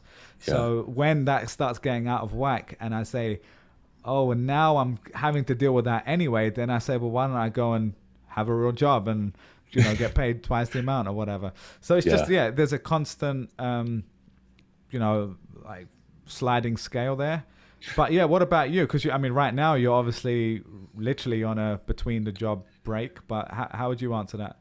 Yeah, I think it varies a little bit, like week by week. I got a lot of like random family stuff that is definitely like fills my obligation bucket at the moment. But there's like, I don't know. I think that like I love conversations and I hate meetings, and like it's a fine line between the two, right? Like that's a great distinction. Yeah. I've had an empty calendar and like, that's not bliss either. You know, like I want to do stuff and hang with people and learn things. And like, but I have very few meetings now or things on my calendar that like 10 minutes before I'm like, oh shit. Yeah. I do not want to click this link. And like, that's the number of like, per week is like maybe what I need to optimize for. That's a great, that I like that because, you know, there's this, again, slightly cliche, but I forgot who said it. Is it Derek Sivers or something about the hell yes or no? And again, I think that's a good idea around, you know, if ideally everything in your calendar, you're like, yo, I really want to do this, or any project you're working on. I think that's a good distinction. But just realistically, for most people, you're not going to jump straight to that, right? Like there's a transition and the first step is becoming aware and not just being a robotic person who is just reacting to everything that's being sent to them. And I think that feeling of, I don't want to be having to go to this, that normally is a chance for you to realize, okay, I need to make a change, including myself. Like I might need to do that myself, you know, soon. So it's just, I think whereas like, honestly, this conversation or tomorrow I'm recording with Trung and Jack for Not Investment Advice. I look forward to that every single week. Hell yeah. You know what I mean? And I'm like, oh, this is like me hanging out with friends. And like this is, we've never met in person, but if you were in New York or I was in your city, we would meet for lunch or dinner or whatever. And we would sit for 3-4 hours talking about this sort of stuff. So this is fun for me as well. Yeah, absolutely. I've been looking forward to this for weeks. I was wondering when did you actually start Creator Lab? What year was it? Yeah, it was 2015 is when I started recording. And then was it called Creator Lab then? It was called Creator Lab, but I didn't put it out until 2016. And that's the interesting thing, because the phrase creator now, people think of creator economy, right? Yeah, I was using I I'm almost annoyed about that because I actually like that world and I count myself as a part of it. And a lot of people I've interviewed are kind of part of it. But the word creator to me was used as someone who creates things, literally, whether that is a business, a non-profit, artwork, a TV show, a book. Like that was the underlying act that I was trying to dissect, you know. And I love that word, a creator, and I didn't want to say entrepreneur lab or innovator lab or another lame word like that. And but you know, that's why it was just a place for me to have conversations with people from all sorts of walks of life. And but yeah, I guess you were probably thinking that was the word. No, I was like, then. I mean, I know this has been around for a long time. And I was kind of like, did you like accidentally coin creator as a thing? Like, you had it here first. No, I think that when I started it, because I was working at Google and YouTube back then, a lot of people at work thought of a YouTube creator, right? So they would say, oh, is it anything related to that? And even then I kind of thought, oh, that word has some connotation to it. But, you know, you kind of just got to run with it. I really love the name, but it's just, you can't always be completely on the nose either. So that's how it landed now. That's what you get for being so early. I hope you bought some domains. Yeah. Yeah, exactly. All right, man. So look, this one was really funny to me, that Buddha was a prince. And this was kind of the question here for a lot of people ask is, why is there a whole section on being wealthy, right? And the kind of rebuttal to that is what Naval wrote here, or you wrote, let's get you rich first. I'm very practical about it because, you know, Buddha was a prince. He started off really rich, and then he got to go off into the woods. And I thought that was quite a funny one because, first of all, it's a hilarious visual of a Buddha running into the woods. But yeah, I actually did an interview for someone else's podcast a few days ago, and we've known each other for like 10, 15 years. We grew up in the same place in East London. We both kind of came from working to middle class backgrounds. And he's kind of gone down a very like social justice route, which is awesome. And he's doing this kind of like in that world. And mine is a very different path, but we both care about the same things. We care about helping ourselves and other people improve their lives, you know, whatever that is. My one is really about like ownership of yourself and ownership of your actions, where as much as you can. And I think a lot of people in that world will say, or people in the business world are way too obsessed with money, or maybe that's not the right goal. And the richer people I've spoken to, like billionaires, you know that's the truth, right? Like money is not everything, of course, but there is a level of comfort, I think, that really is needed. And depending on where you live and the way you live, that is a different amount. And it's often less than you think. But I think when you're not comfortable, when you're worried about paying your rent every month, and you're tied to a job that you hate or you don't especially love, essentially you don't have the freedom to choose yourself, right? That is the part which I think is really important. So I mean, was there anything else from your side on that idea of Buddha running into the woods? No, I mean, I remember coming across that for the first time and being like, oh shit, like I didn't know that. But I think it's interesting, and I appreciate the practicality of it, right? Because the number of times I've been told by rich people like, oh, money doesn't matter, doesn't solve all your problems. And you're just like, fucking easy for you to say, man. Like, exactly. Yeah. And so I think it's like, I had this debate with Chris Williamson, I think, on his podcast. And for some people, it's easier to get rid of the desire for material things and basically like go become a monk or join a commune or whatever, and just like eliminate your desires. And that's the extreme version of that path, but like that's one path. And the other path is, for some people, it is easier to achieve basically the most reasonable desires and then turn your attention to kind of like inner work. And that's like, I guess what Naval allows here is like, there's no right path. Like eventually you have to get your desires, the denominator appropriate of like your desires and your actuality. And you can tweak both of those variables, and taking ownership of both of them is important. And if you just get on that hedonic treadmill and never get off, you're not any better off.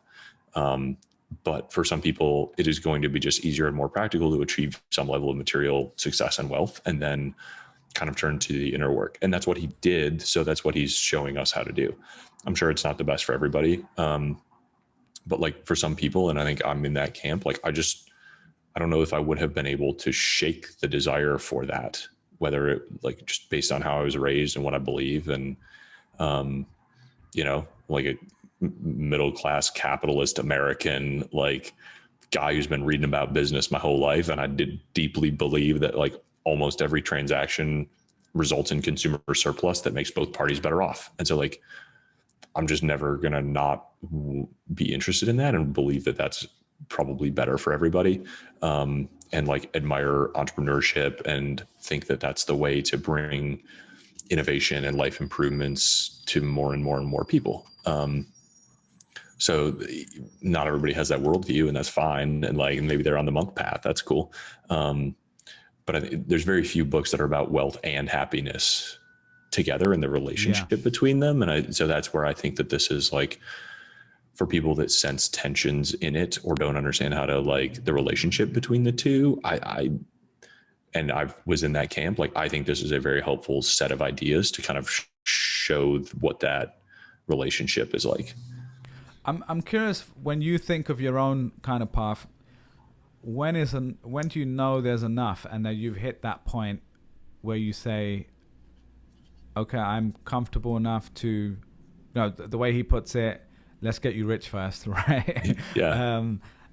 Because obviously that's completely relative. And, so for yourself though, how have you applied that to the way you think about your situation?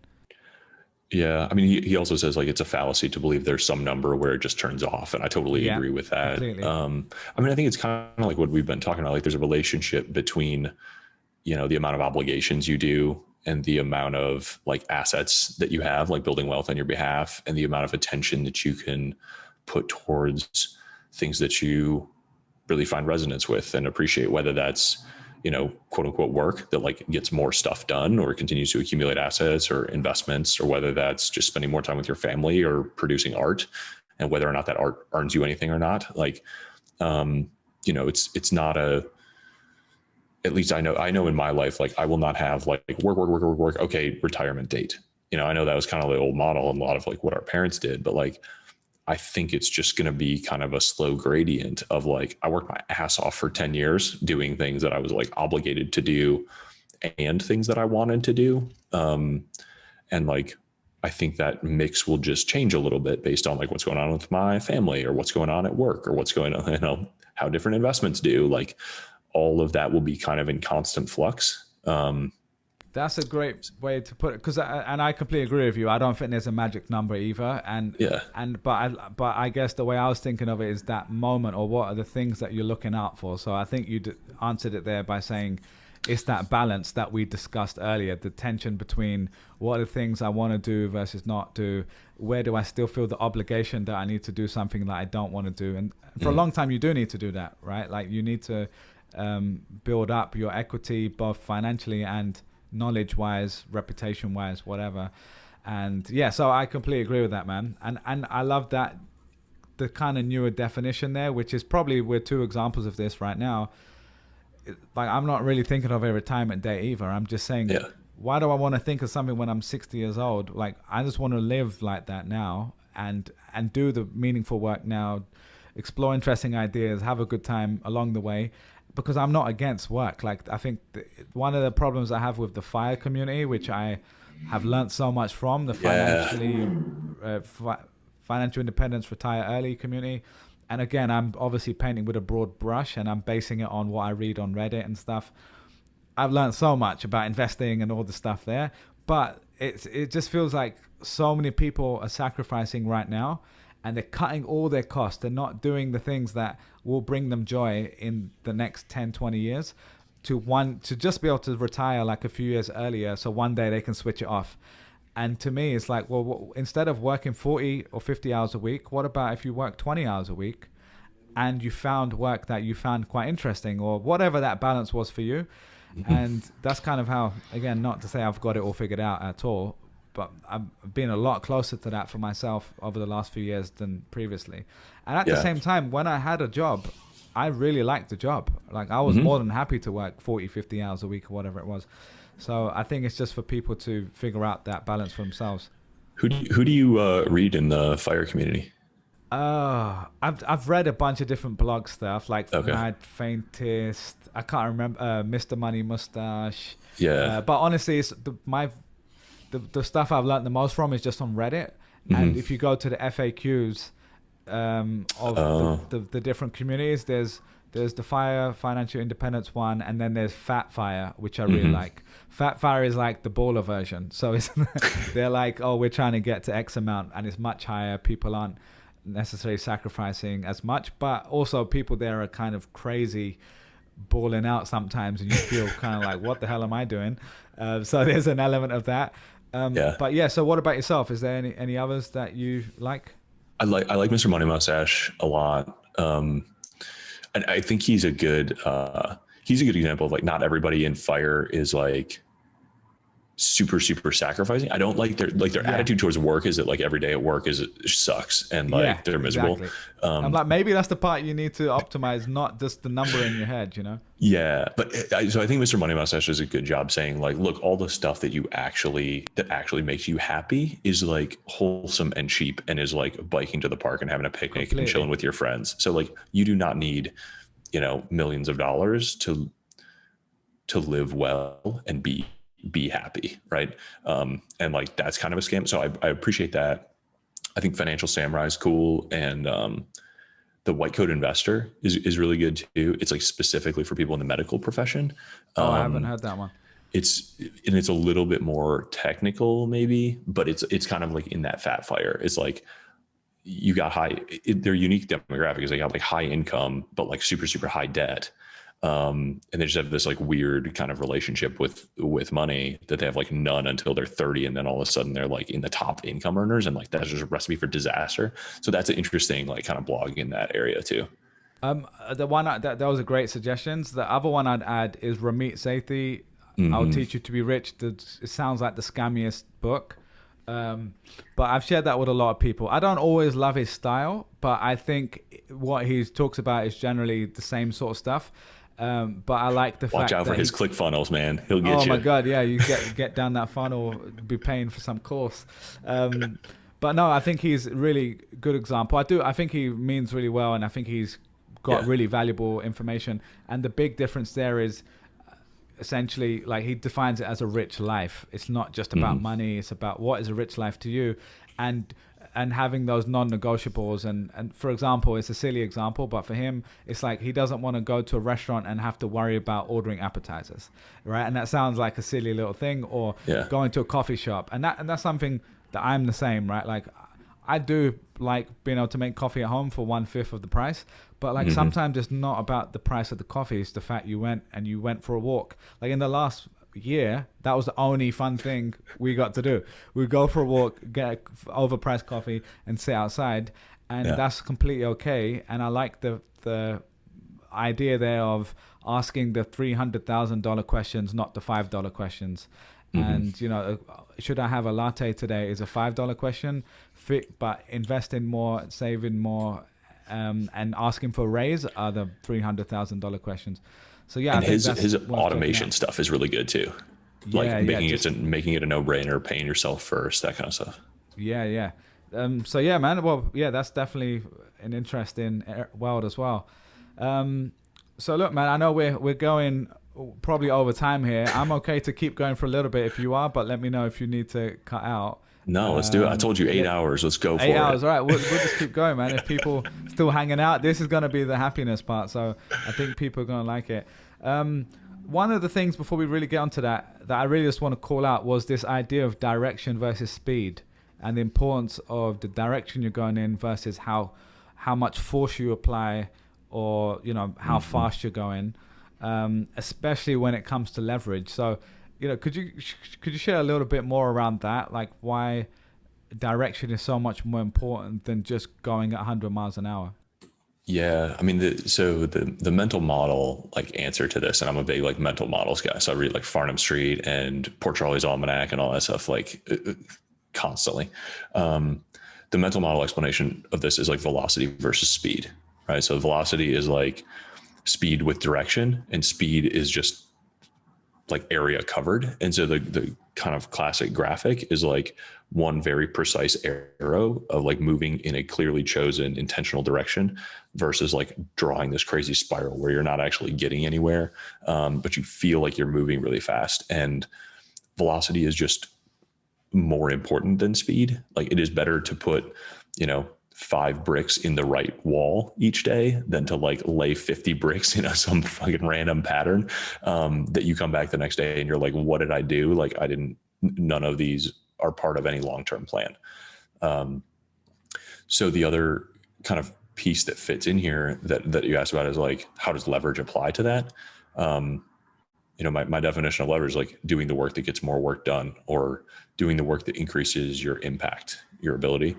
And leverage is just going to get you more of what you're already getting, right? So it's a force multiplier. So if you're going bankrupt and you add leverage, like you will go more bankrupt faster. And then it's not your desired outcome, right? So be careful with only applying leverage to things that are working for you and results that you want to get more of, and apply it iteratively and systematically and in low risk kind of intentional ways. But all of that comes with like being methodical and being willing to like, my crew coach always said like slow is smooth and smooth is fast. Like, that's good. Make no unnecessary movement, and it's better to move slow and like keep everything stable and balanced, and just like work on efficiency of movement, not speed of movement. And it feels uncomfortably slow, but like slow is smooth and smooth is fast. That's really good. I'm going to remember that in the gym, like when you're lifting weights or something, and just that feeling of perfecting the form and not being like, I need to lift this crazy weight, and just do it, get it out the way. It's like that's really good, actually. I'm going to remember that one, dude. Yeah. I mean, that applies with lifting. I think like the like 4 seconds up, 4 seconds down, like you're better off doing like 5 really slow reps than like banging out 20 really quick, poor form, like lightweight things where you're just slopping all over the place and more likely to hurt yourself, right? Yeah, completely.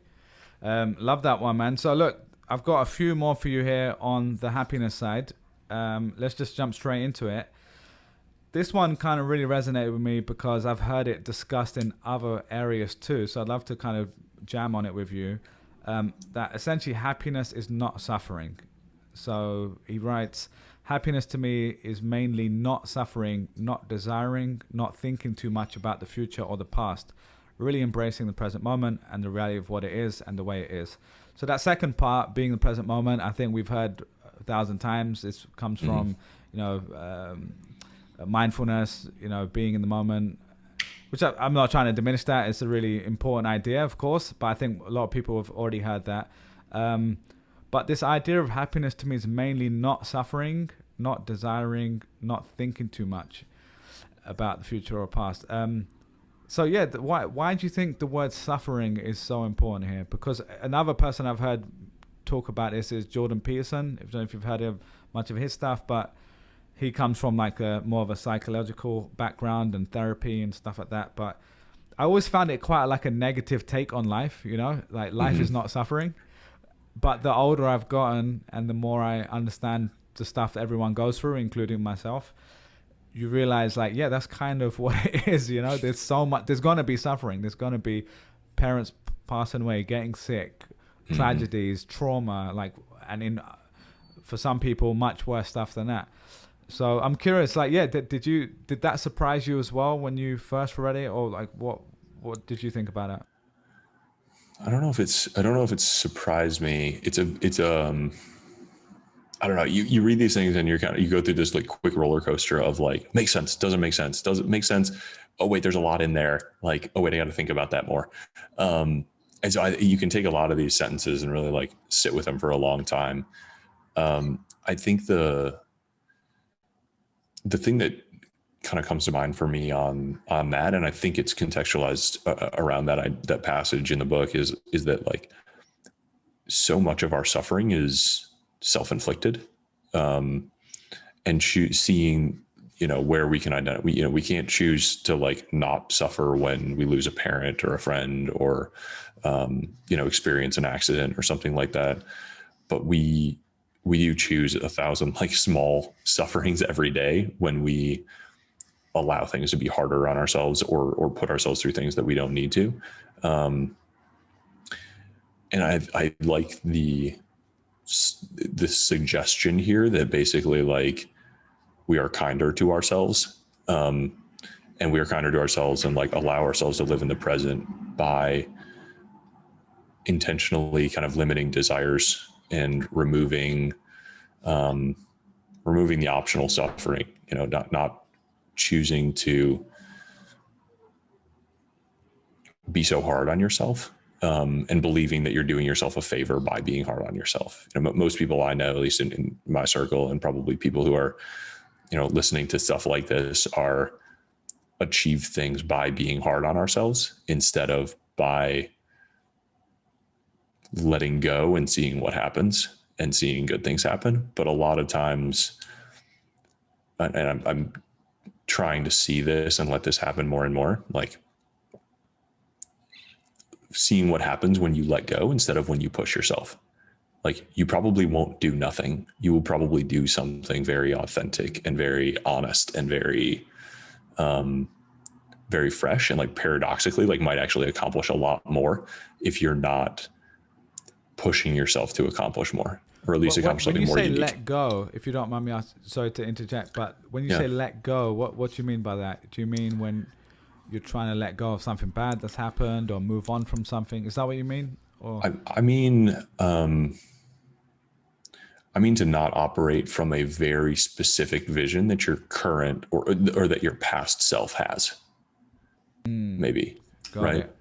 Like if you have set a very specific goal for yourself or vision for yourself, and not updated based on like what is interesting or comes naturally to you now, like you may be causing some like extreme suffering for yourself. Just living in the yeah, I get you. You haven't really reinvented it, or at least sense checked if it still makes sense the way it did when you if you're holding on to a desire that your 16-year-old self created for you and trying to live up to it, but you haven't decided, or maybe subconsciously you decided that your 30-year-old self doesn't desire that anymore, or that there's a more important like desire that you're focused on now, can you let go of that old thing, or are you still holding on to the suffering attached to that? That's an interesting idea. So this actually brings up the idea of desire, which is also in the book. So again, if you read in the book, you want to fast forward to this. It's on page 138. Desire is a contract you make with yourself to be unhappy until you get what you want. This one I thought was absolutely phenomenal, because I'm going to say that again. Desire is a contract you make with yourself to be unhappy until you get what you want. That like it's such a short line, but there's like so many parts in there. Like the contract, the fact just even calling it a contract with yourself is already great. And then you're unhappy until you get that thing, and that's such an interesting definition of a desire. So I guess the question that it brings up for me is that always a bad thing, or all desire is bad, or like why is the goal to even not have that in the first place, or is this a harsh definition of what desire really is? I don't know. I think it's maybe a harsh definition, but I think I think it would do to overcorrect in that direction rather than like the other one.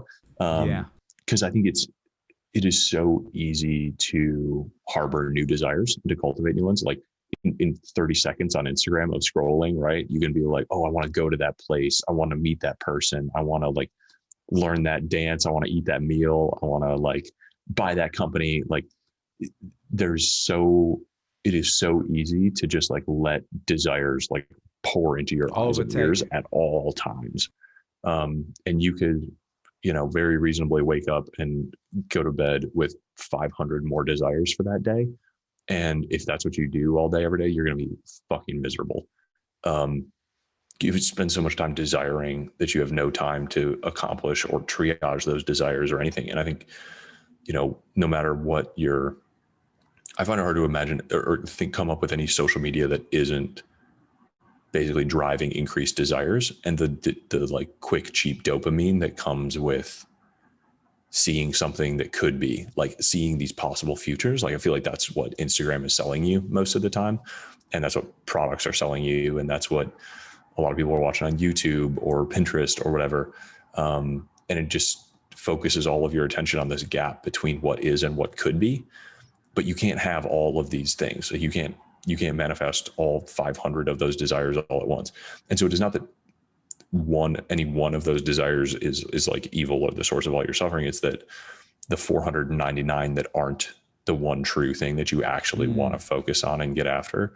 And so that's the prescription that Naval makes, or at least the way he says he lives it with his life. He's like, I try to have one desire at a time because that's plenty. That's where I focus. And I just let go of every other desire or fight the instinct to add more desires to my plate because I know those will make me unhappy. So if he's really trying to start one company or focus on, teaching his son how to ride a bike or something, like just ignore what's going on at work. Like that's maybe a harsh prescription or hard to do for those of us who are trying to juggle a lot of different desires, but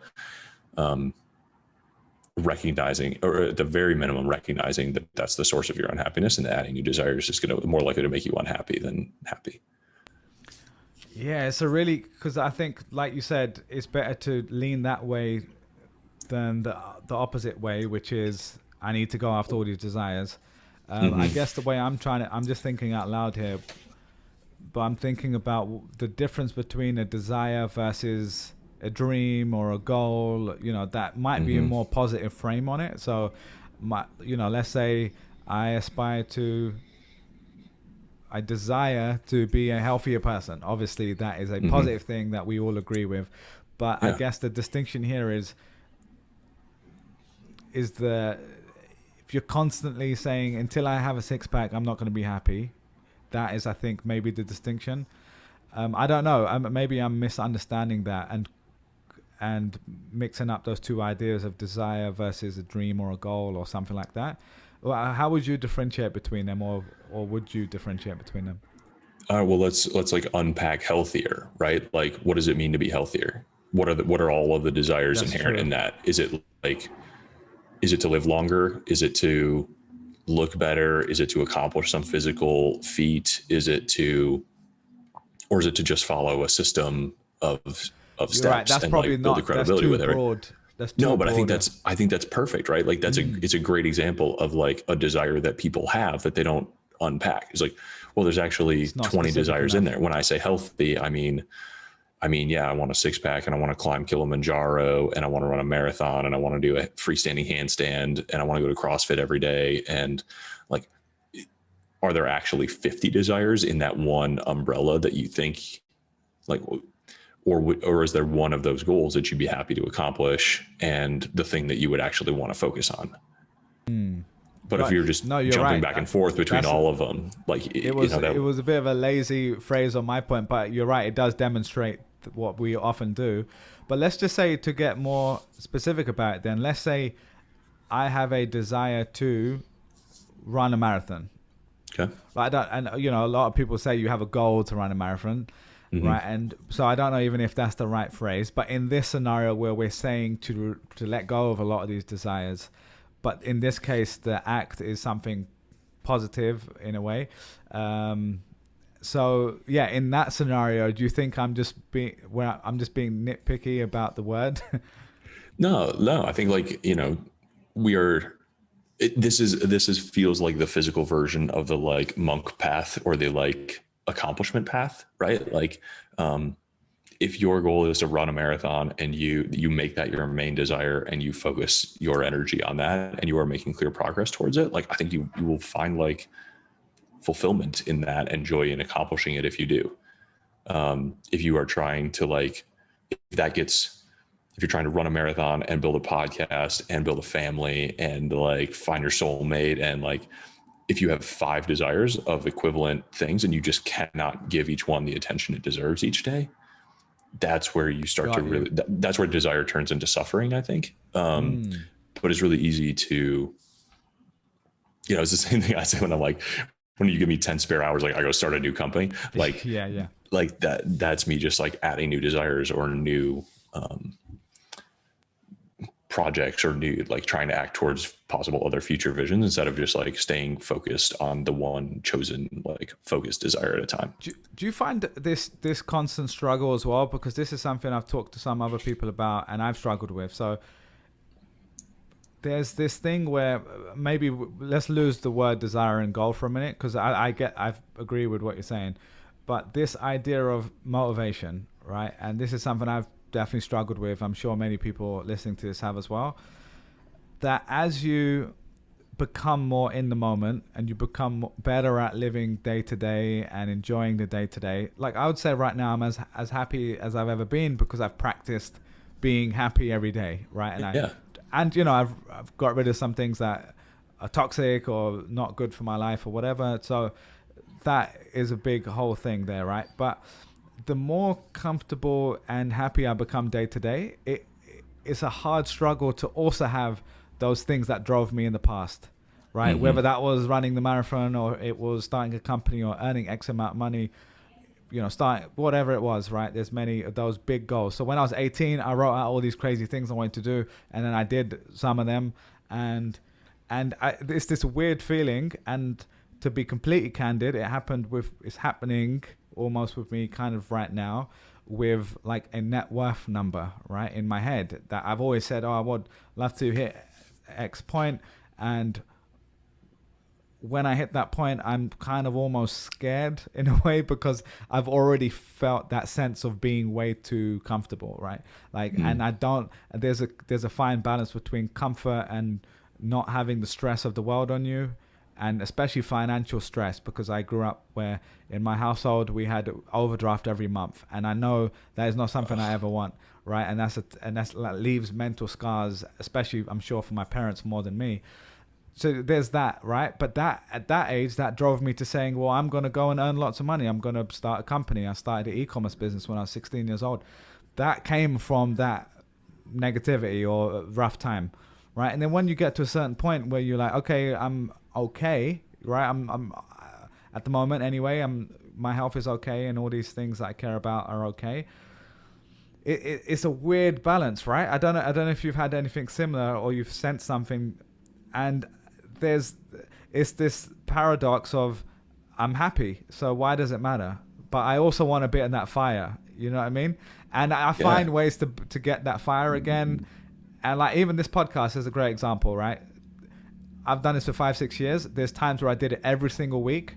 Like the last year, I basically did it every week with only big guests, and it took all my energy, right? And now recently I've had to say, okay, this is taking up a disproportionate amount of time and energy that I need to like put it in its place. I still love doing this though, so I want to keep doing it, but I need to find a balance, right? And it's just this constant adjustment. So I'm okay with that, but I'm curious for you, have you felt that as well, where you lose a bit of fire? And, Yeah. I mean, I think you're right. It's a paradox, right?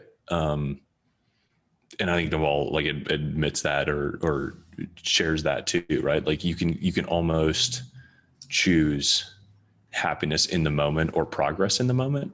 I don't think that's a great, I love that. I don't think it's as binary as that, right? Like I think it is, I think the maybe more nuanced version that I think I'm going to get right is like happiness, is peace is happiness at rest, and happiness is peace in motion. I think I got that right. Say that again. That was really good. Happiness is peace in motion, and peace is happiness at rest. That's really good. So I think in that it's possible to be like peaceful while doing the thing that you have chosen to do.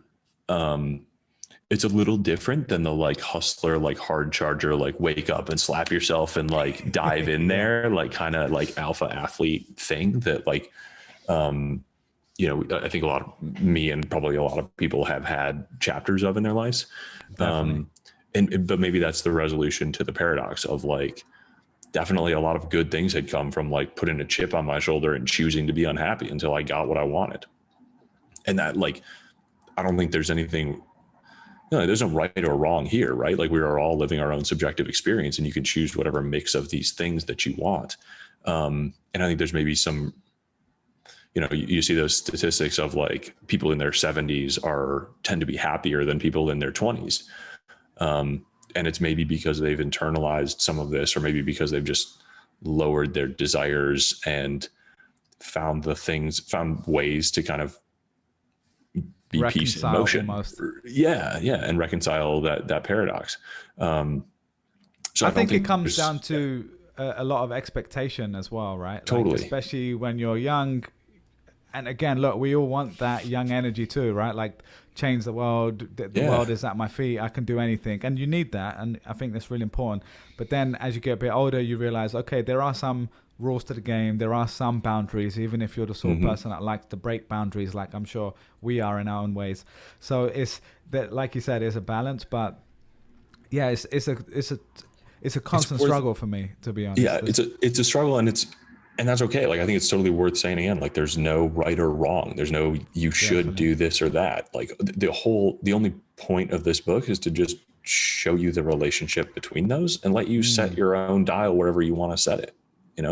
If you want to take on 10 things every day and like you're doing 75 hard and starting a podcast and creating all this stuff, like you want to put yourself through hell, like, you're going to come out a stronger person, and you may have accomplished more than your peers. And like, maybe some dude who is just sitting under a tree, like tossing a ball, is going to be happier than you in that moment, but you guys have chosen different paths, and that's perfectly okay. Like, you got your life to live and he's got his. I completely agree, man. I think the way where I've netted out, and it's probably, similar to what you just said there, is I needed to get rid of those desires that were manifested through wounds. You know what I mean? They were from, that's another 2-hour therapy session / podcast, but that is, things that happen to you, things you experience, and some of them are good, but a lot of them aren't good, and they manifest in driving a lot of those actions or motivations, and healing a lot of those things. Yeah, it does change you as a person, right? But that's fine. And the closest I've got to it, where I feel my best, is where I have that peace. I have the feeling of I'm happy in the moment, but I still have something to strive for and something to kind of move forward. And whether that is literally just every day I'm getting slightly healthier, whatever that means to me, whether that's losing weight, building muscle, eating a clean meal every day, or it's doing more, perfecting my craft as an interviewer. Like, that's something I'm definitely not there, but I really take seriously, and I try to. Oh man, I think you're so good. I think you're so good at this. Yeah. Thanks, man. Yeah. And it's just, for me, it's just like, or it's the third thing of just finding ways to just enjoy that day. And did I get to do that? Like, recently I've been going for these like 1-2 hour walks in the morning in the park, just on my own, and like listening to stuff, and and that is incredible. But then there is the stuff of, I'm still like a type A person deep down as well. Like, I like to see the money in my bank account go up. And I like to see my investments do well. And I like to get a rush when I land a client that is going to make X amount of money. So those are all fine. Like, it's just what makes an individual. It's just always constantly reconciling and saying, let me steer it back. Let me not let the ego take over here. Let me not let that 16-year-old wound come up again. And I need to prove something to myself in the room, right? Like, I'm sure I still have some of those things, right? But anyway, so that, I think that's the closest I've got to finding that balance. Yeah. I think that's, we're all on our own journey. And I think the people that this may help the most is the ones who have never understood that relationship before, I guess. That's a great point for sure. Listen, man, we've been going for ages. We're doing a Joe Rogan one today. So I will just finish off on this last one, which I thought was a great way to kind of sum it all up. Which is the difference between freedom to versus freedom from. And I'll just read out this little passage. My old definition was freedom to do the things to do anything I want, freedom to do whatever I feel like, whenever I feel like. Now the freedom I'm looking for is internal freedom, is freedom from reaction, freedom from feeling angry, freedom from being sad, freedom from being forced to do things. I'm looking for freedom from internally and externally, whereas before I was looking for freedom too. And I just thought that was really beautifully kind of summarized, and I'm sure he's talked about that 10 times and you just beautifully summarized it there. I'm curious for you, like, this really resonated with me, but I'm curious for you, like, was this something that really hit home, and why did you choose to include it in this section? Yeah, I think, I mean, it's a good pick for a wrap up, because I think it shows happiness, it shows wealth, and it shows the growth over time. I think, like, when we're young, we're so governed, at least like in my case, like, you just don't get to do what you want most of the time. Like, you're being told and shuttled and pushed and whatever. And so you have this freedom too. Like, that's your association with freedom. And as you become more of an adult, you have more of those responsibilities and more of those desires and more of those obligations. And so freedom from those things, freedom from that, like, voice of yourself, voice in your own head, or the things imposing themselves upon you. It's as much of an aging thing as, like, people want to accumulate wealth so that they can have that independence. It's not like access, it's control your own time, right? That's what Munger says. That's what Benjamin Franklin said. That's what Naval said. They're all kind of like saw wealth as that way to control their own time. And I think from this theme, like, wealth and happiness both are, he says, like, you can get rich and then find out that only solves the money problems, and you still have all of these, like, internal psychological problems or challenges or things to deal with, so that you can, there's another batch of freedoms that come with mastering each of these different levels or different practices or understanding these things. So that's a great way to put it. Yeah. And if the freedom from, it ties into the FIRE movement. It ties into this, like, percent retirement. Like, it's a good kind of theme of all of these things that we've been talking about. And I hope maybe that it serves people who can realize this younger and start optimizing for things that will make them happier in the long run. Like, learning that at 30 is maybe different than learning it at 50. Learn from the mistakes of people who spend their whole lives chasing that. You don't need to make the same mistake. Yeah. Or chase it to the extent that you feel like you need to, but understand that, when you finish running that race, this is what you might think. And if this is the conclusion that you might reach, and we can give you a glimpse of it now, you might adopt it a little sooner. And, I love it, man. Yeah. Listen, dude, we got to do this in person as well at some point. I'm sure we'll cross paths at some point. So hell yeah, I'm looking forward to it. When you're here, but this has been incredible, man. I mean, we went way over the time, but I think we'll probably be about 2 hours when we put it out. But that's a good. I think for a discussion like this, you can't rush it. You need to explore the ideas and let it marinate. We kind of wandered all over the place. Sneak some personal finance in there. Yeah, that's my favorite type, man. Listen, man, thanks again. Where can people learn more about you and follow you and learn all about the things you're working on? Yeah, so I'm ejorgenson.com is my, like, website with all my writing and newsletter and podcasts and stuff. You can get the course on there too, the course on leverage, and then I'm on Twitter, like, kind of constantly, to a fault. So yeah, find me there. Love it, man. Well, dude, thanks again. Thanks for all that you've done here, man. You've really done an incredible job of simplifying this and summarizing it. And there's going to be lots and lots of people over the years who find this much later down the road, and you've kind of captured a moment in time.